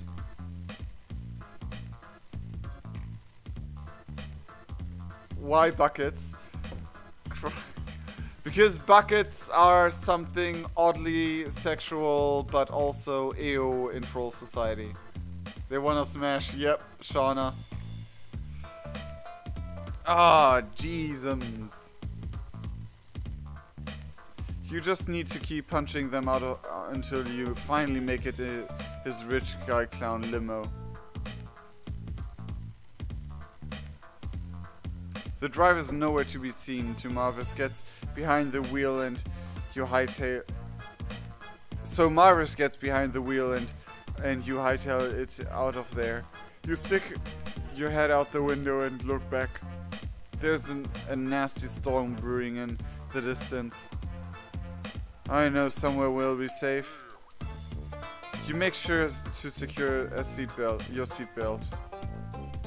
After dodging at least 3 fallen trees, a wayward deer looses, and a lightning strike that blasts the hood of the vehicle right off, Marvus brings you to Clown Church. You can't say this place was high on your list of venues you wanted to visit again, but this thing has a fucking budget. Whatever bullshit power that's coming after you will have no reach here.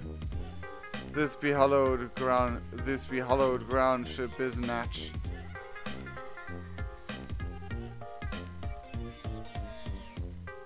Marvus leaves the limo on the lawn of the church, and you both hurry out just in time because it explodes not 2 seconds after you're out the door. By instinct, Marvus shields you from the fiery blast with his body. No! Oh no, Marvus, no, you beautiful soul! You're destroyed by guilt. How could someone so tremendous bring themselves to such harm for someone so meaningless as you?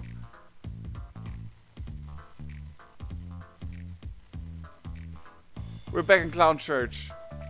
With the high blood there.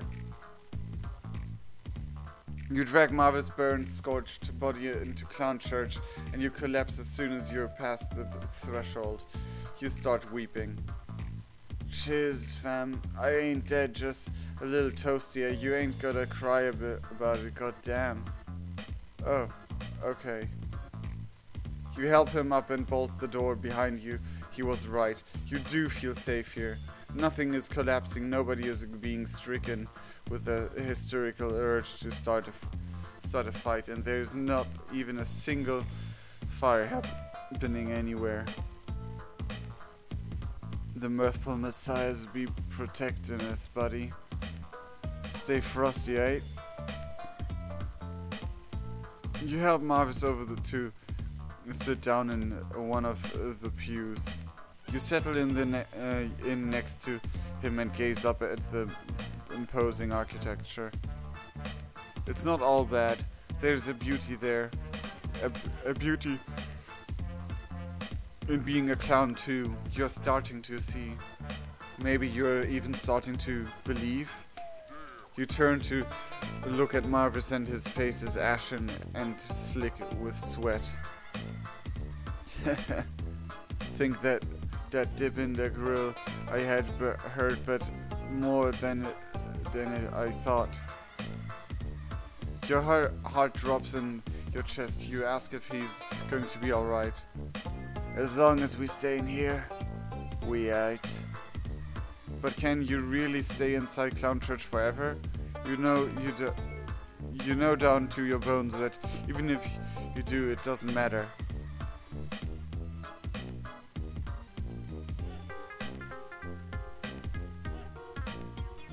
It's something about the air, you can't really describe it. Everything just starts to press down, down, down.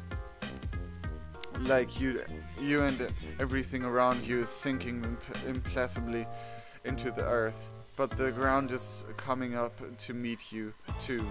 You start to perspire. You're right, he has a nipple. The pressure leaves you weak. You slump against Marvus' shoulder. You feel so insubstantial. Like the entire concept of your existence is struggling to raise itself. You know this isn't something you can fight. What are you giving up just like that?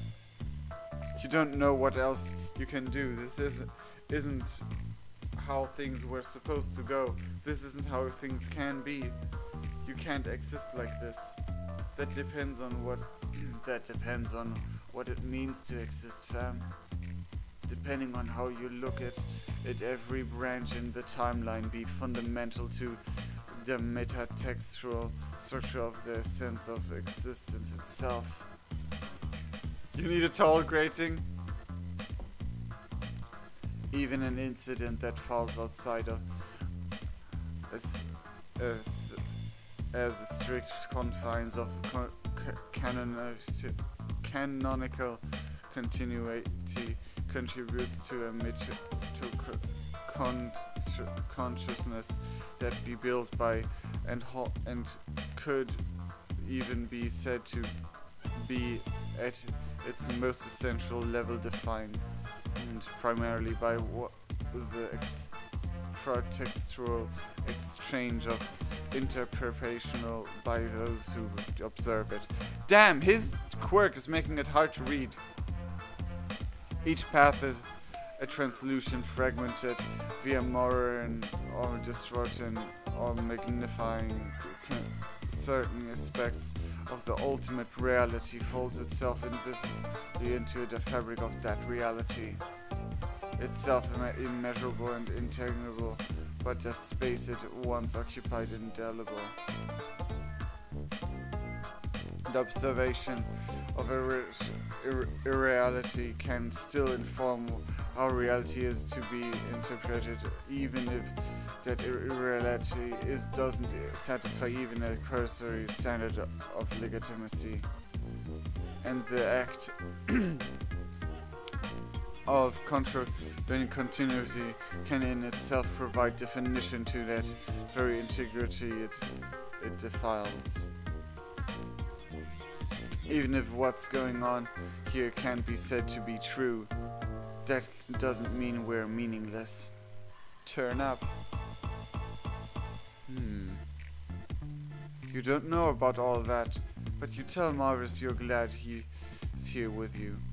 Marvus smiles and puts his arm around your shoulders. In spite of it all, he makes you feel real. You stare into the... Whoa, I'm tripping! You stare into the effervescing panes of clown glasses. They shift in and scintillate in your vision. Things are coming apart at the seams.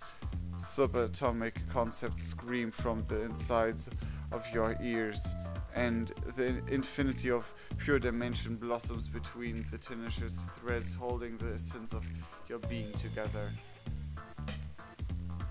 The terminality of a paradox space reaches into your from the inside out and takes hold of reality in its inescapable grasp. Continuity inverts and cascades into the cataclysmic fractal. What happens will happen, and what can't must not, and no measure of her hubris from man or god or clown can stymie the cosmic imposition of truth. You close your eyes for just a moment, but when you open them again, there's nothing to see at all. Time paradox!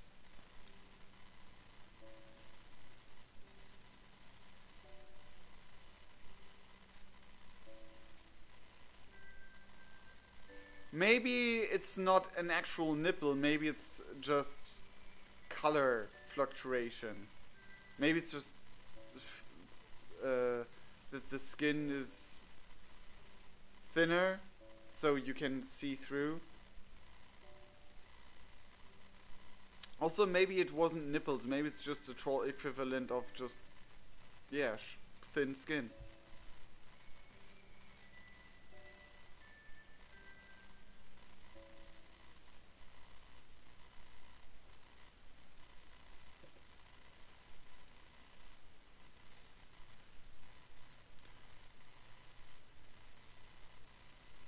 Oh well.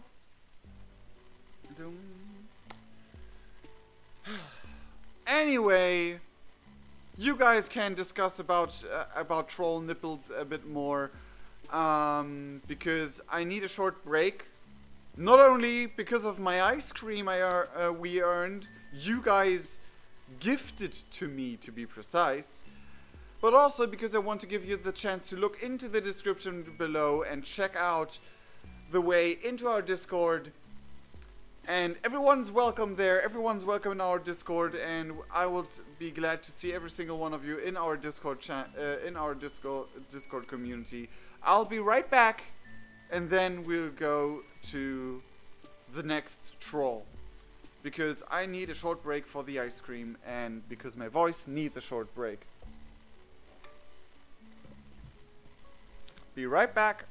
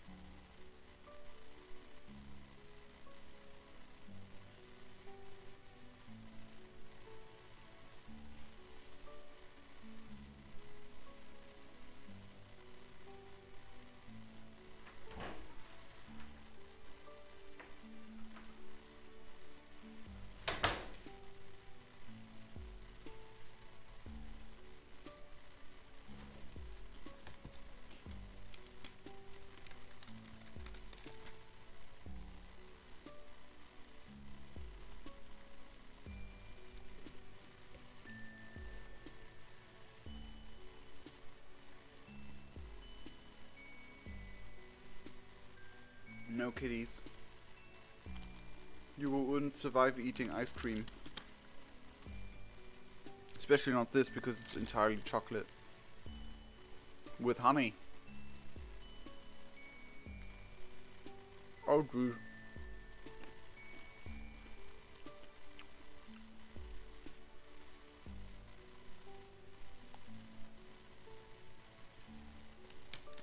Oh! The nut sniffing group.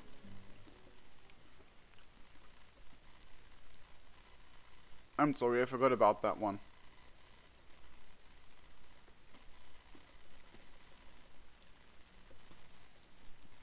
Also, you can call me Ashkova, that's shorter.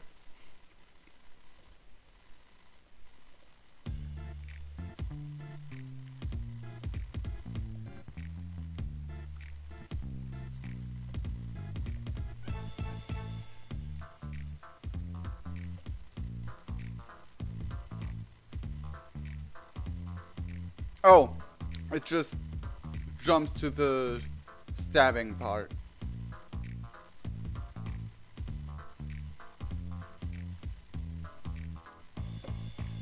It just jumps to the stabbing part.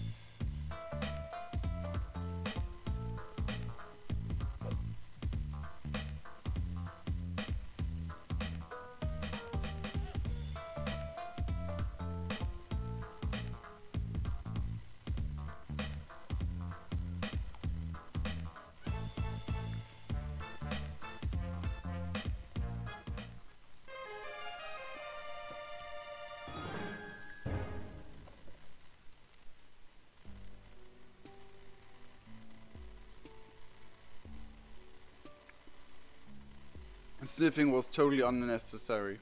It didn't change a thing.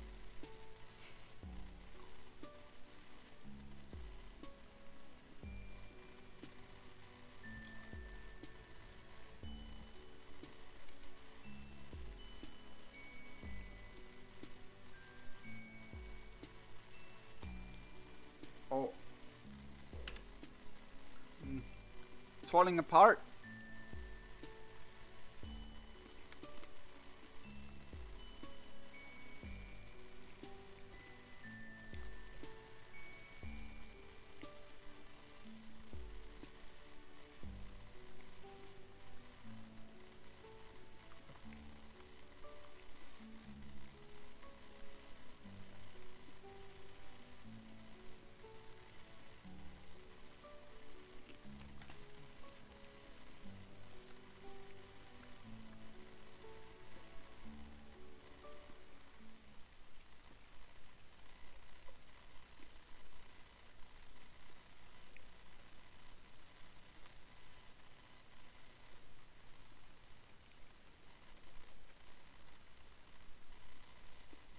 And now we have little derpy Fozzer.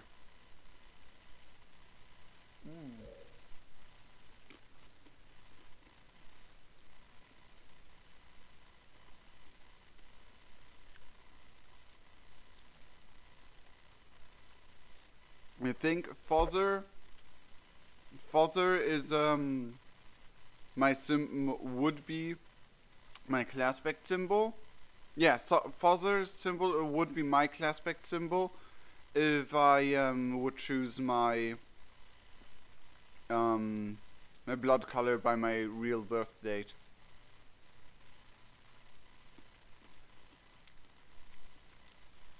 Because I'm Aries.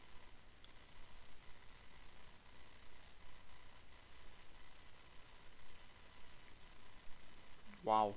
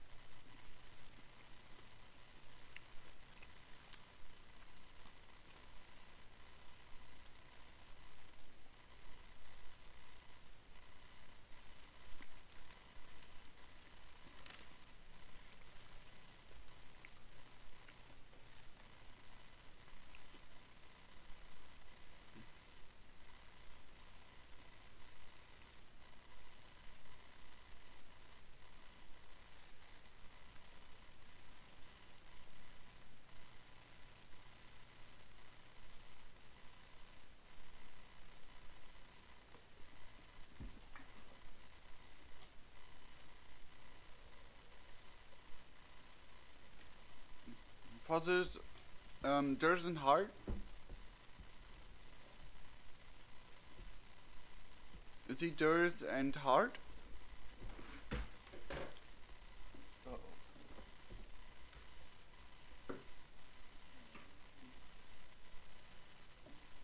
I know I am Durs and Heart, so he should be too.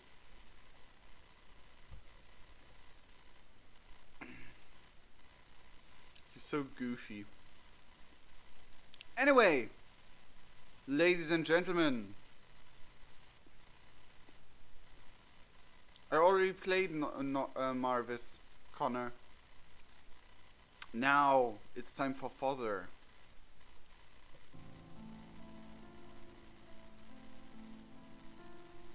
Where do we get into? The night has turned foggy and the night has turned foggy and you can't see far in any direction, but you seem to be surrounded on every side by bare ground, hummocked and pitted, almost like a weird abstract sculpture, and covered with greenish moss. Based on the experience you've had with Alternian flora, you imagine the moss is probably poisonous, acidic, explosive, or something of that nature.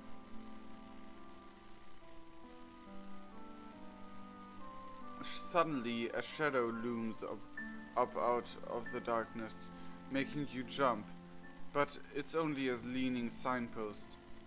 As you move closer,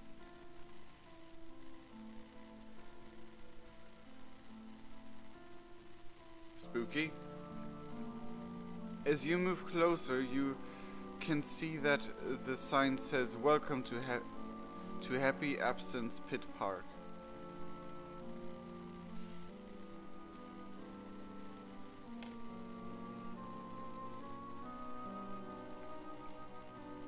Something.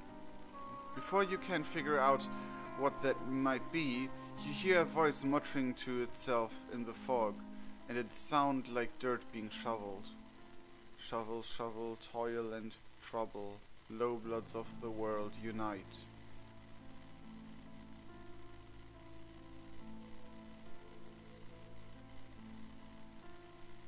You move cautiously toward the voice until the figure of a troll emerges from the fog. He seems to be digging in the hard, bare ground. There is a tide in the affairs of trolls which, taken at the flood, leads on to the workers' paradise. You clear your throat, and the troll turns swiftly. Who's there? Who's there, I say? You announce soothingly that you're just a poor wayfaring stranger. Not a ghost or any nonsense like that? Not a ghost or any nonsense like that? I like that voice. You confirm that you are not. Good, because I don't believe in them. I'm a dialectical materialist. Well, if you're not a ghost, who are you? You explain that you're a humble alien who recently, well, not so recently, crashed on Alternia and who's been looking for ever since for... Here you blushingly trailed off into a mumble. The troll snorts and comes close to study you. His breath is not of the freshest. An alien? Well, you are the color of the cheese, but it could be makeup. You could be a high blood in disguise, come to watch poor little Fozzer Velyes pursuing his humble profession of pit perturber for some unknown reason of your own. Fozzer rubs at the exposed skin of your arm to see if the makeup will come off. It doesn't, but he's still suspicious. A real alien would know what outer space is like. Describe outer space to me. You describe attack ships and fire off the shoulder of Orion, and watching sea beams glitter in the dark near the Tannhäuser Gate. You express the belief that all those moments will be lost in time like tears in the rain.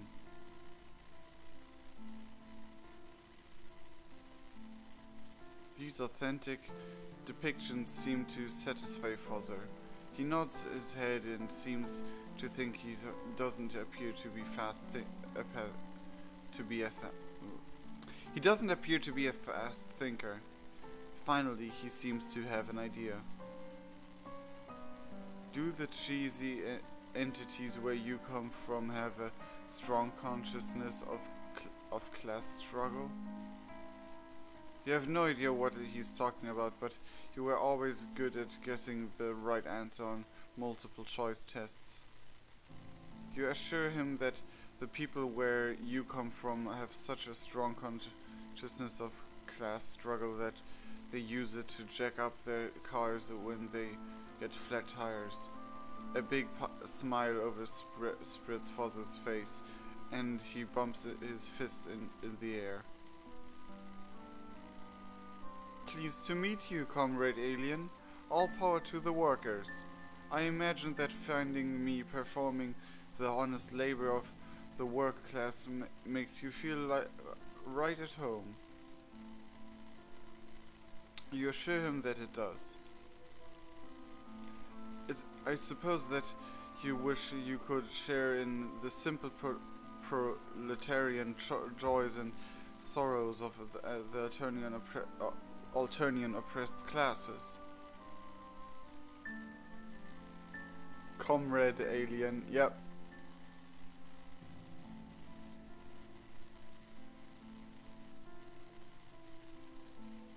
You're not sure what proletarian means, but sharing joys and sorrows and sounds like a hopeful prelude to friendship. So you say you were just thinking that you would like to share that kind of joys and sorrows. Easily done, comrade. Here, take the soil perturbation lands. Soil perturbation lands. You can enter into solidarity with the Alternian working class right now. No, don't thank me. Freedom, brotherhood, and equality is my motto. Conduct your perturbations right here, if you please. He points to where he was shoveling, and you begin shoveling there too. The moss that covers the ground is tough as leather, and the Alternian soil is rocky hard and unforgiving. No surprise there.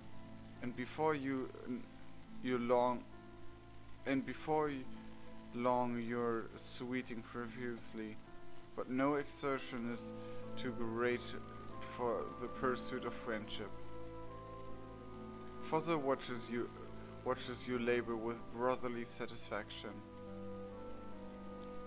Class solidarity is a wonderful thing, isn't it?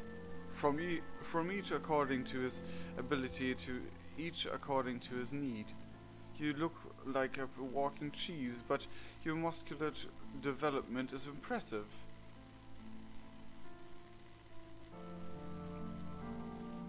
So, just to pass the time while you labor in solidarity, what do you think of our planet? What has been your impression of it on your visit from outer space?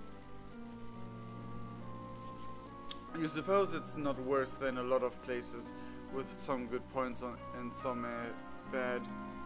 It's by far the worst place you've ever seen or heard of. Which one's the insta-kill? What do you think?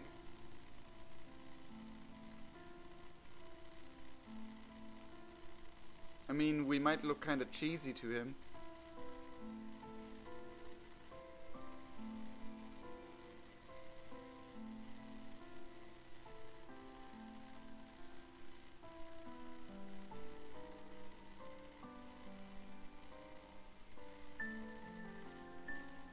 You're all just about the cheese.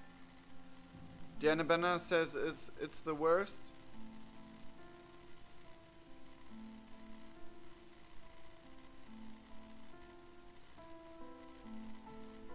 Two worsts. Three worsts. First. Worst place you'll probably agree with. Worst.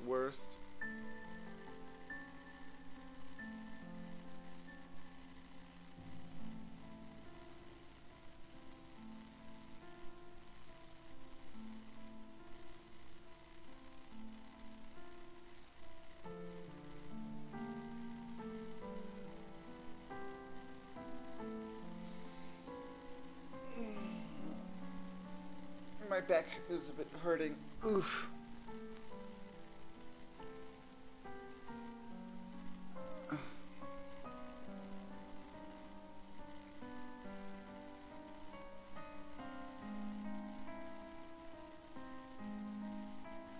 Okay, so most of you have voted for worst.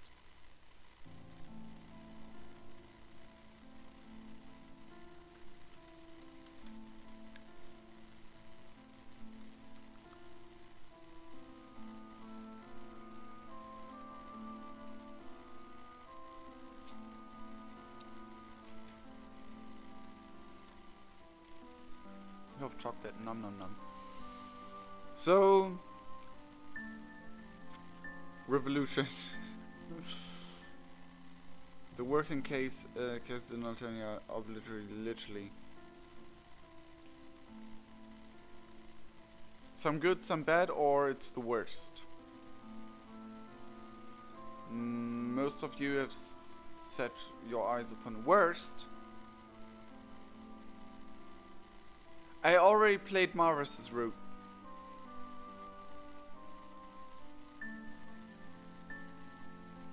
Polski. I already played. You're pretty late. I already played Marvus's route of his official time agent.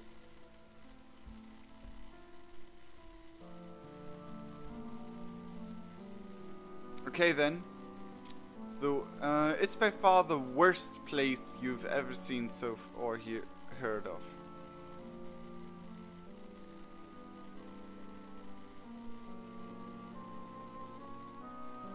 The feeling comes over you suddenly. The feeling comes over you suddenly that nothing can be more important than the truth. The truth is that the foundation of all real friendship. Truth sets you free. Honesty is the best policy. So you take a deep breath and say that you hope you won't give offense, but that in your opinion Alternia is the nastiest, ugliest, cruelest, most inhospitable and most unfair place you've ever seen of or heard of in a long life of travel and study.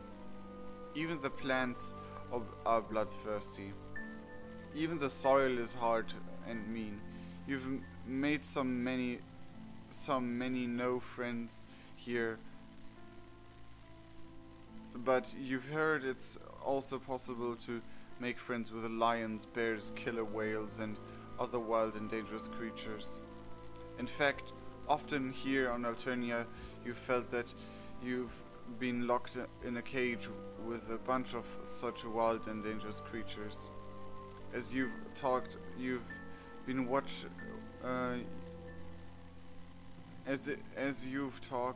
you've been watching Fozzer anxiously for signs of anger.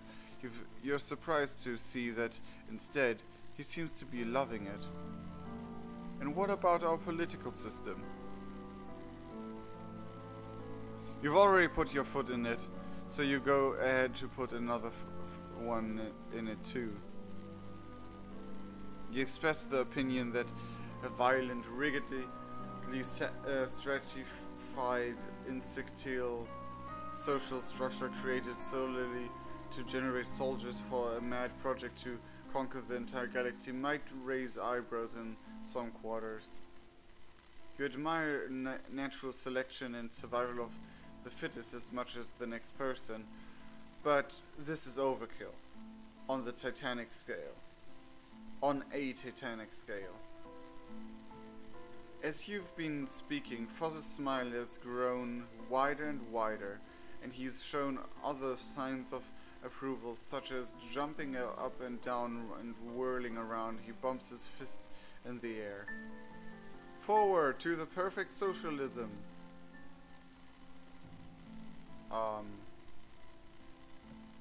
It's so good to talk with someone who hasn't been hypnotized from Wigglerhood with counter-revolutionary pap. Someone who sees conditions on Alternia for what they really are, who sees the evil of the High Bloods.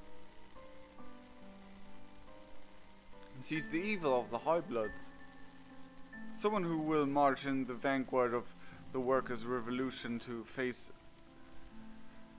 unflinchingly the onslaught of the aristocrats, perhaps, nay, probably, to die in a hail of bullets but never turn their back on the people. So,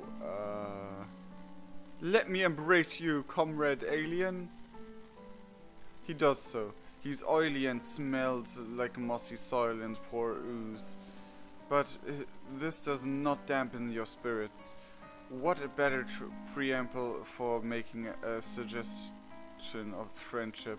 Agreeing with people about politics never fails to bring friendship closer.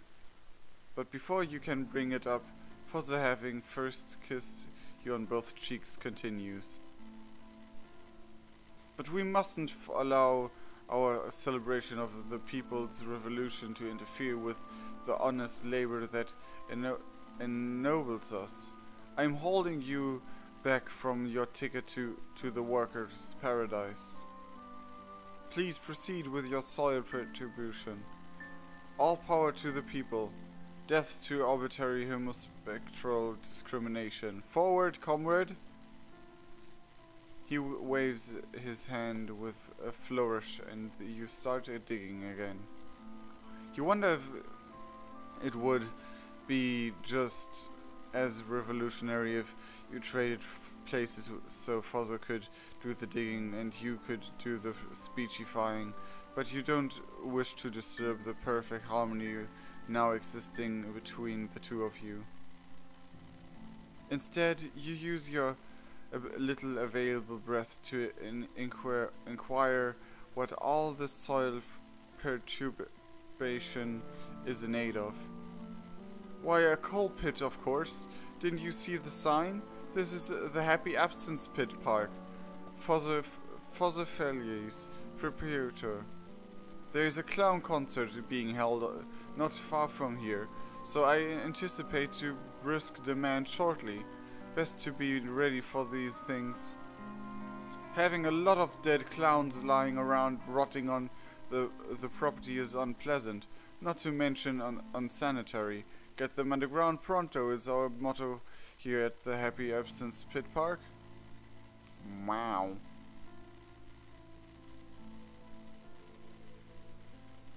You're wondering privately whether a little class solidarity couldn't be extended to Purple Bloods, remembering your dear friend Carcat Pirate.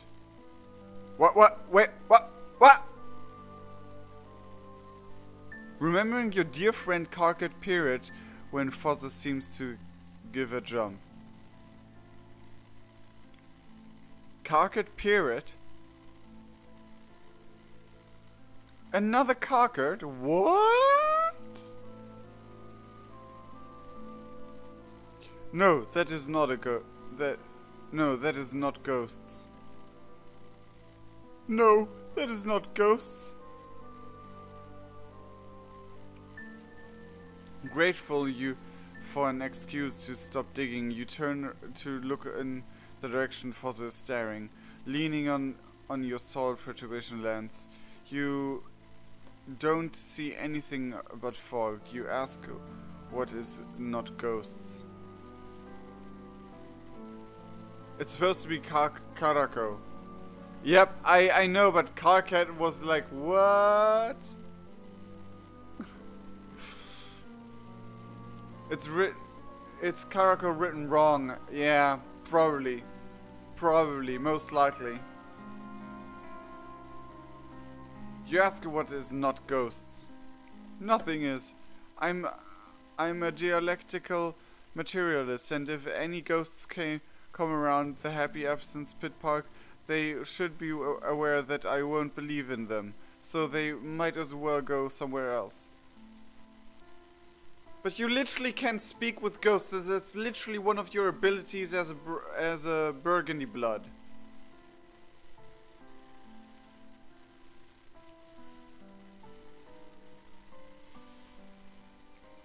You confess that you don't see anything but foggy darkness and humped and pitted ground where you now guess piles of cold Alternians exoskeletons are buried in the coal pits. You don't see any ghosts because there's no such thing, but the past few nights I thought I saw beams of light shining up out of the ground, almost as if, metaphorically, of course, some of the exoskeletons in the coal pit had gotten hold of some flashlights and were shining them up through the chinks in the soil. Look, there it is again. Whoa. This time you see it. A column of light that flashes up through the fog and is gone, seeming to come from a crack in the ground, which it briefly illuminates in blinding white. Fascinated, you moved forward the crack, towards the crack, which is now dark and invisible again. What are you doing? You look at Fozzer in surprise. He seems terrified. You ask tactfully whether he doesn't think you ought to see what that is. For example, it could be some infrastructure malfunction that could blow the Happy Absence Pit Park and all its inhabitants, living and dead, sky high. You're not even sure they have infrastructure in Alternia, but one can't be too careful. Well, maybe you're right.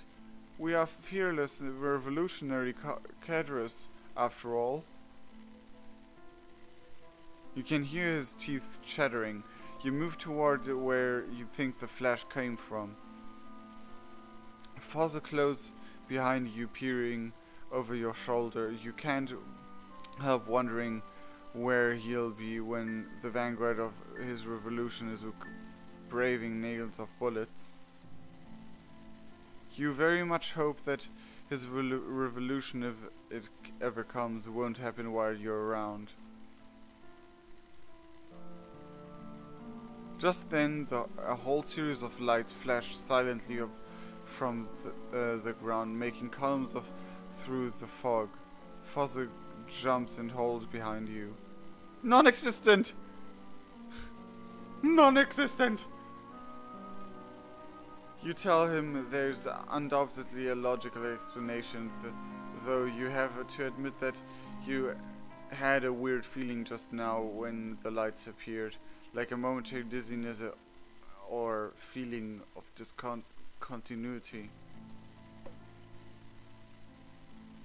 But you're more curious than ever now, murmuring comforting things to Fozzer.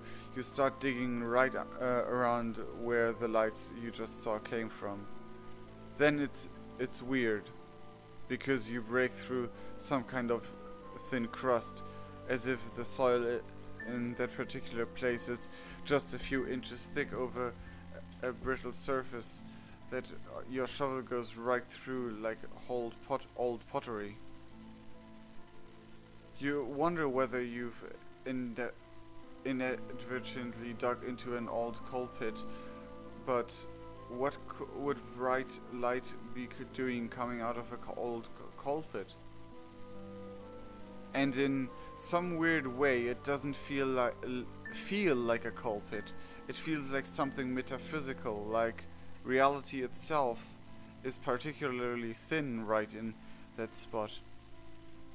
And you've broken through the very fabric of it with your soil perturbation lens.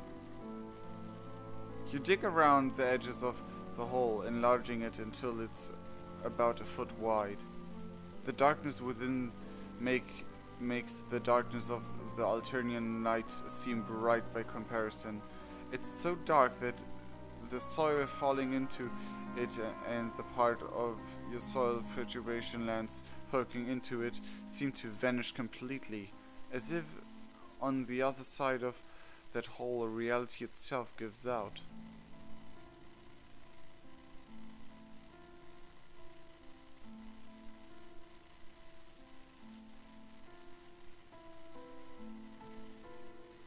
You and Fozzer stare curiously down into this hole. Suddenly a blinding... Oh, jeez!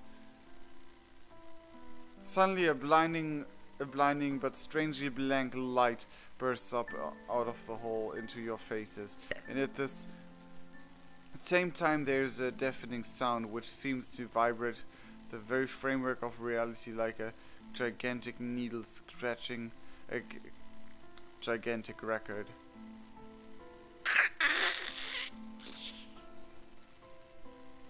You're standing in the foggy... What?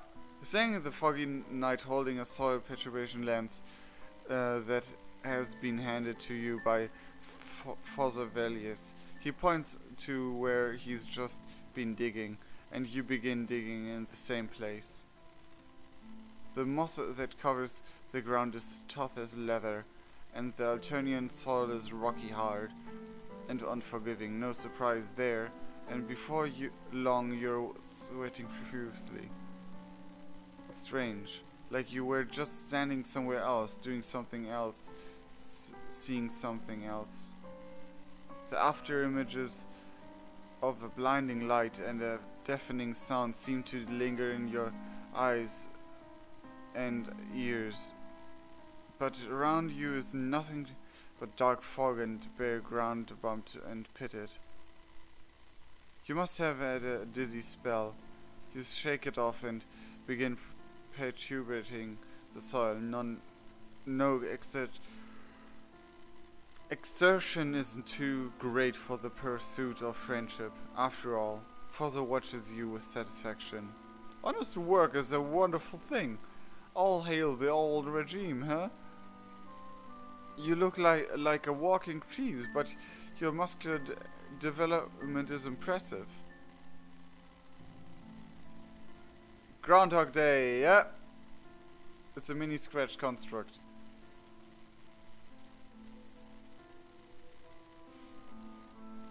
What do you think of our planet? What?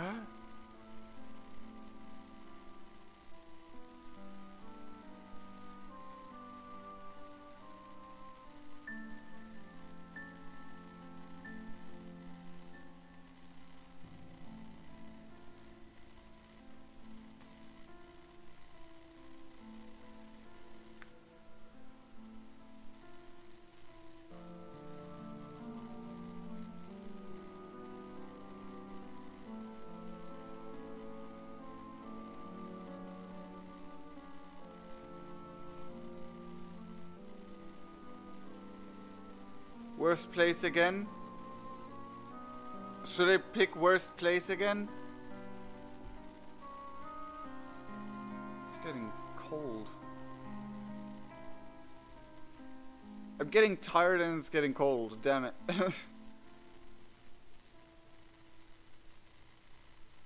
No, Rustbloods are not linked to the time aspect.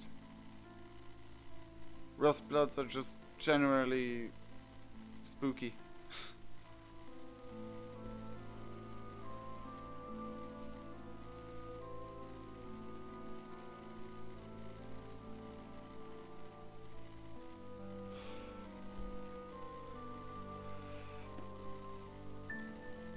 Okay, same thing over and over and see if something changes. Same thing over and over. Bottom. Constantly policy truth. Killer whales, creatures, it's all the same. No doubt you could have anticipated that blunt honesty like this would give offense, and indeed, it seems to have done so. As you finish your remarks, Fozzer is frowning darkly. So you've come to Alternia as an uninvited guest only to criticize and judge our civilization, eh? No. You know enough about our society, our billions of years of evolution, and our painstaking rise from mud-dwelling and sectile ancestors, the political and sociological theories of our statesmen, philosophers and scientists to make those judges, do you? Well, no doubt you've done studies establishing what would happen if the hemospectrum groups were placed in different relations to one another. If for example, rust bloods were the highest group and fuchsia bloods the lowest? Well, no, but I suppose your planet is so similar to Alternia that you have a firm basis on which to apply your preconception to us? Not at all, but... And surely you aliens are similar enough to biologically and physiologically to trolls to know how we feel about our own society? I thought not. I guessed from the very first that you were nothing but a dilettante, fox socialist, pseudo-intellectual spouting your ivory tower theories without least idea what you were talking about. This is getting weird. Well, smarty pants alien, I suggest that you take your cheese-like person and your theories home to your own planet. It won't be long before her most high imperial condescension conquers your arm of the galaxy, so that we Alternians can return the favor by standing in judgment over your society and politics. In the meantime, I bid you a good siderium. And with that, Fozzer Velyes seizes his soil perturbation lands as well as your hopes and dreams, and stalks off into the foggy night.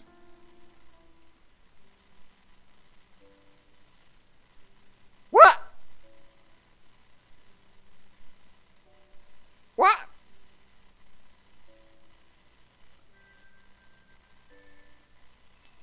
Okay, I guess. He's flipping us the finger as well. But, okay.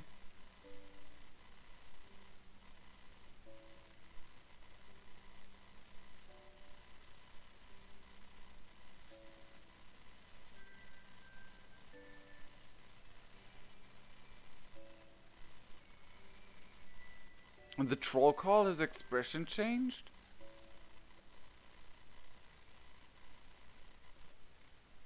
Wait a second.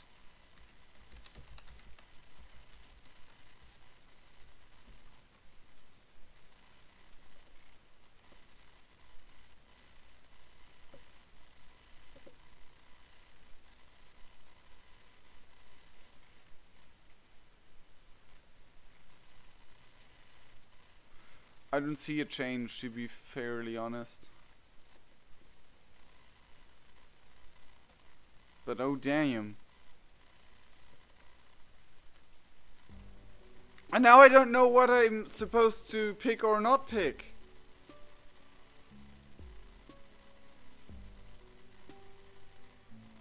I'm so confused. Why is the timey-wimey shit going on?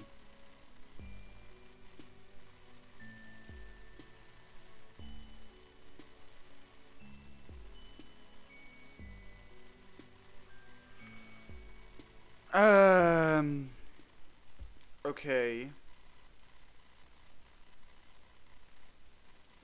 That was one fail. Let's try the other fail.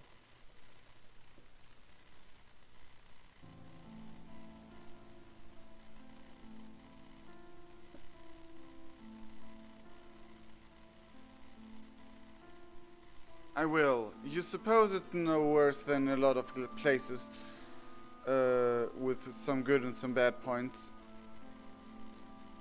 As a guest, it's only polite to say nice things about your host's planet, home planet. Besides, meeting Fozzer has stoked your desire for a sweet friendship morsel, and a little praise and flattery often goes a long way to make people like you. So with a little breath you have to spare from your digging, you tell Fozzer that you found Alternia most interesting. The fierce rush of life here induces a salutary wakefulness of boredom is virtually unknown. Also, the social structure arising from the homospectrum and the multi-dimensional relationship matrix is very unusual, producing a fascinating array of possible interactions among people. You are looking forward to the day when you can tell your grandchildren about it, but Fozzer doesn't look as pleased as you hoped. So you find Alternia agrees with you. Oh, yes, very much, you pant. You find it interesting and fascinating. Definitely.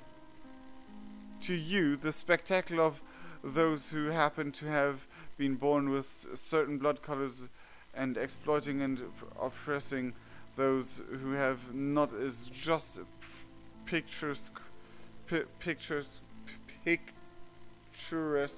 detail. Well, you wouldn't go so far as to. You find nothing objectionable in a society where the strong kill the weak and at will, based on nothing more than the color of the bodily fluid, where the upper classes see the lower as a little more than inanimate objects whose only purpose is to serve them, where the whole corrupt society is structured solely to breed cannon fodder for the psychotic empress' mad plan to conquer the entire galaxy, more peoples to oppress. That certainly wasn't what you. While the streets run with rust or orange and gold blood, you stand unconcernedly and remark how interesting and fascinating Alternia is. While the fish people and their bluish lackeys strike the pap from the mouths of low-blood wrigglers, you smile pleasantly and remark how unusual Alternia is. Certainly not, but one can't judge other cultures by one's own. Oh, you can't dodge your class responsibility that way, you cur. You so-called intellectuals try to hide your fawning servility to the bosses by pretending to view society objectively, without moral judgments, when all the time you're simply crypto-imperialist lapdogs. And you come to the Happy Absence Pit Park, pretending solidarity with the oppressed Psha. I see now that you're nothing but a cat's paw of the oppressor class. Nothing but a cheese-collared Judas Iscariot sent as a spy, traitor, bootlicker, sociopath, murderer, monopolist, profiteer, slave trader, cannibal, parasite, technocrat, gangster, ectoplasm. What? The last one was a bit weird. No. You try to object, but Fozzer seizes the shovel from you and turns away. Nerncout, narc, double-crosser, weasel, hijacker, vulture, Visigoth, breathalyzer. You watch his back recede into the fog, your heart sinking with the wreck of your hopes and dreams for friendship.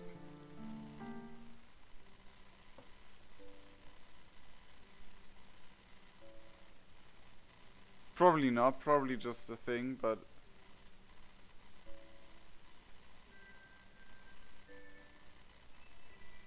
Okay. Let's go for the win then.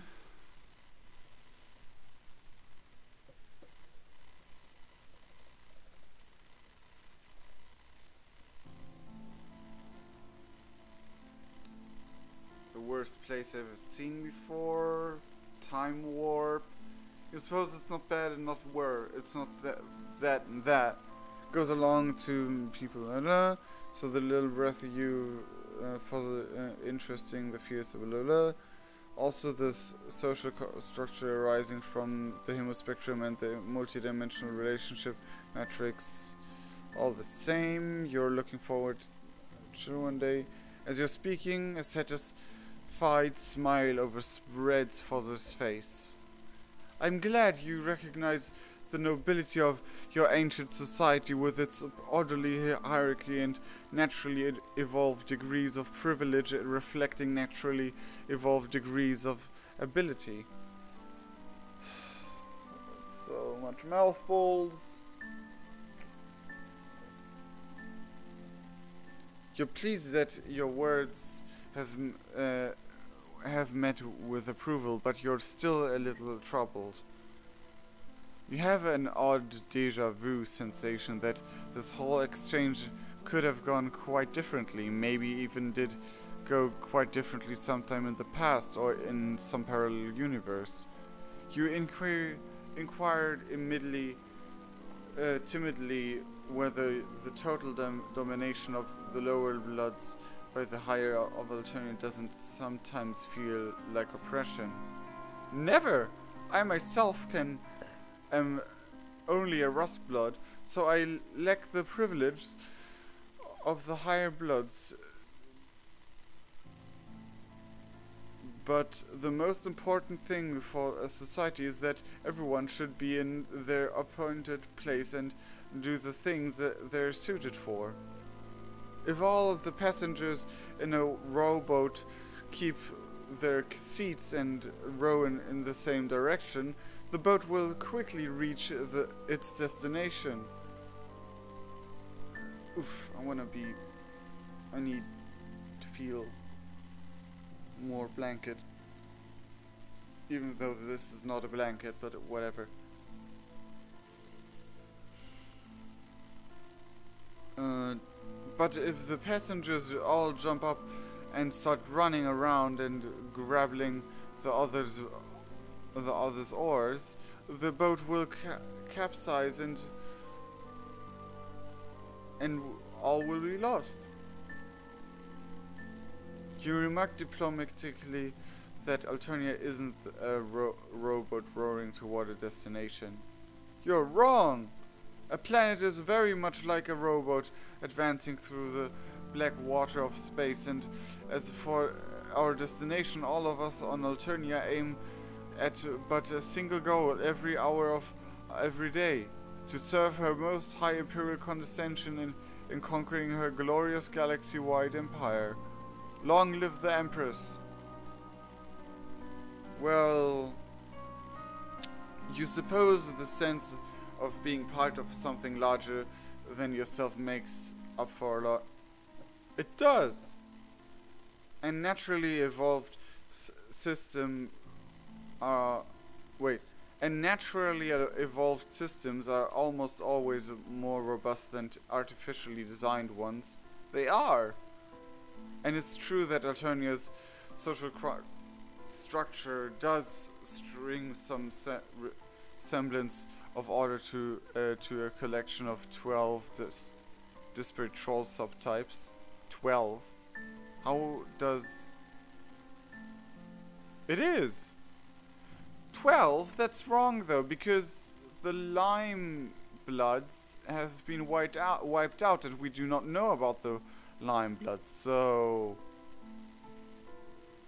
Huh? It should be 11. It should be 11 because we do not know about the Lime Bloods.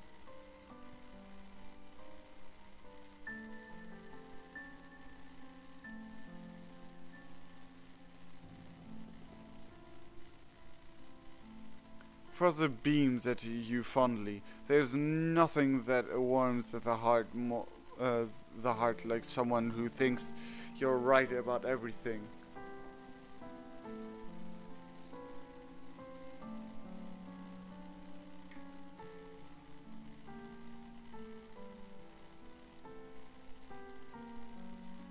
It's so wonderful to find someone, even someone who looks like a piece of cheese, who is so intelligent and understands society and politics so perfectly. Finally, a true friend.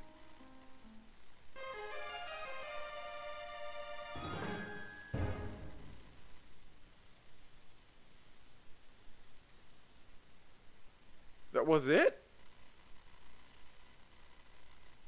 That was it?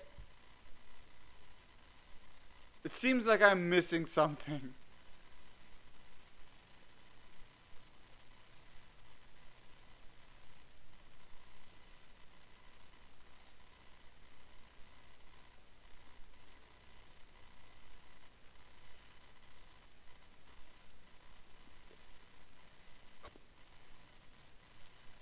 I have nothing to say. I'm just...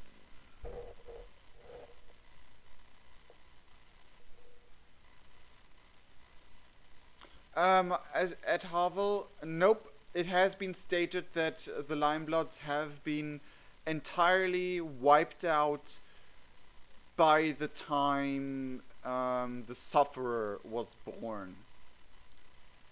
And that was millennia.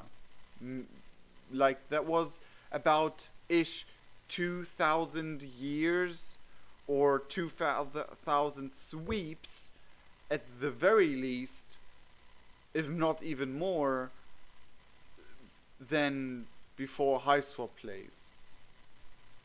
So it has been stated that all Limebloods have been wiped out ages before the Sufferer came to be a thing, and the Sufferer is troll Jesus to, like, compared to our society. So he's like really, really, really old.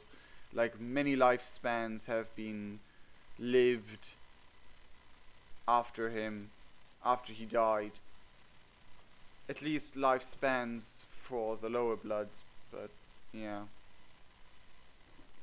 Limebloods are all dead. At least that's what has been stated in Homestuck. We might learn more about them in Hiveswap itself, but it has been stated within Homestuck itself that all the Limebloods are dead. Like, for good. And the only reason why Karkat and Co are alive is because they created themselves, literally. They literally created themselves in Spurb. Which is a thing many people keep forgetting. I don't know why that is a thing that people forget often, but like Karkat and all the trolls from Homestuck and all the Forest trolls from Homestuck and all the ancestors we've seen in Homestuck are entirely outside of the norm. They're like they were born in Spurb and like by ectobiology and then sent to Alternia with meteors. So they're not in any way related to any other troll on Alternia. They just happen to be the same race. Well, maybe they have descendants, some of them, but they have not been mentioned. They have never been mentioned. So, canonly speaking, there are no descendants, and the only descendants we know about from those is Dad, John's dad. John's dad is like the only person ever that resolved from any Hiveswap player. Spur player.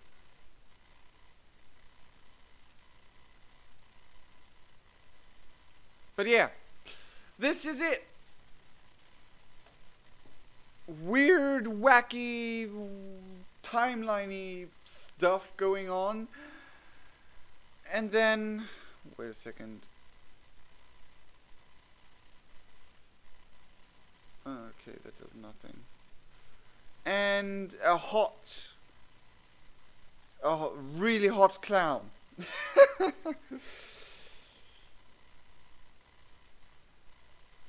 Not most likely. John's / Jane's son is the only one we know about, and from Troll Society we do not know about anyone, and as long as there's no one stated, we do not know and should not know. And even if the only one would be like the only descendants Limeblood-ish there could be would have the same mutation as Karkat possibly, but since the mutation is I forgot the word for it. Since it's a mutation that way, it's less likely that we have any Limebloods or mutant Limebloods at all entirely.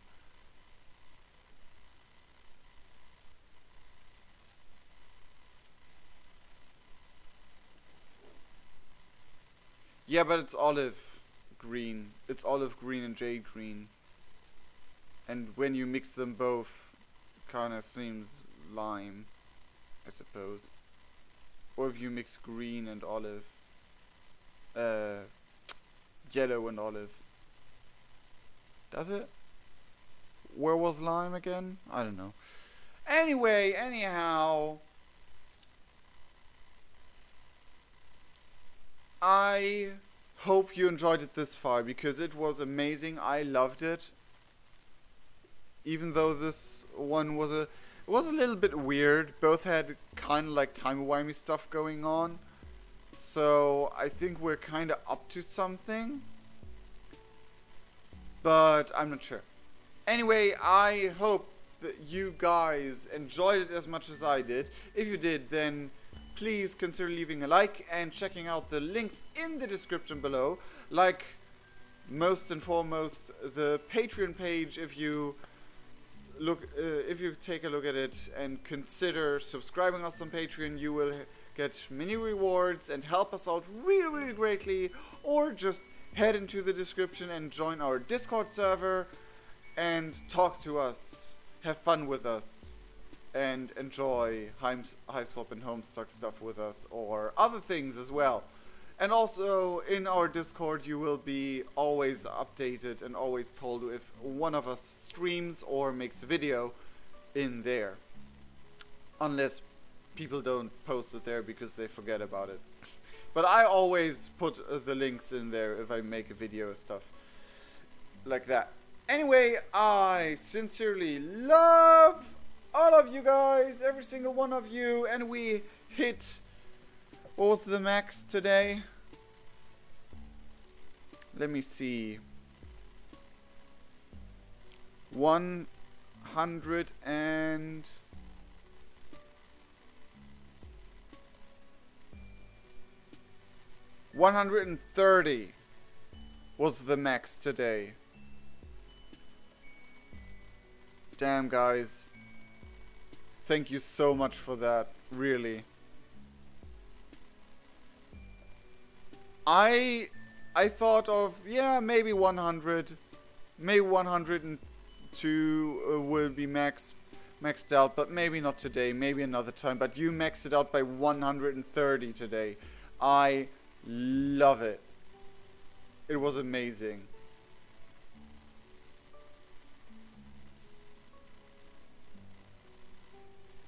I don't think it is. I think space is just... Space doesn't have to do anything with sex, I think. That would be weird. Poor Jade. Anyway, I sincerely love all of you guys. And we'll see each other in the next video and or stream. Cheerio.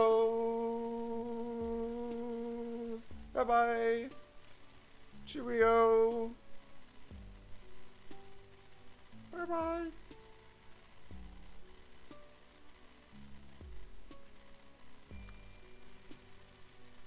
It is creation, yeah. Bye. Can't make him wave properly.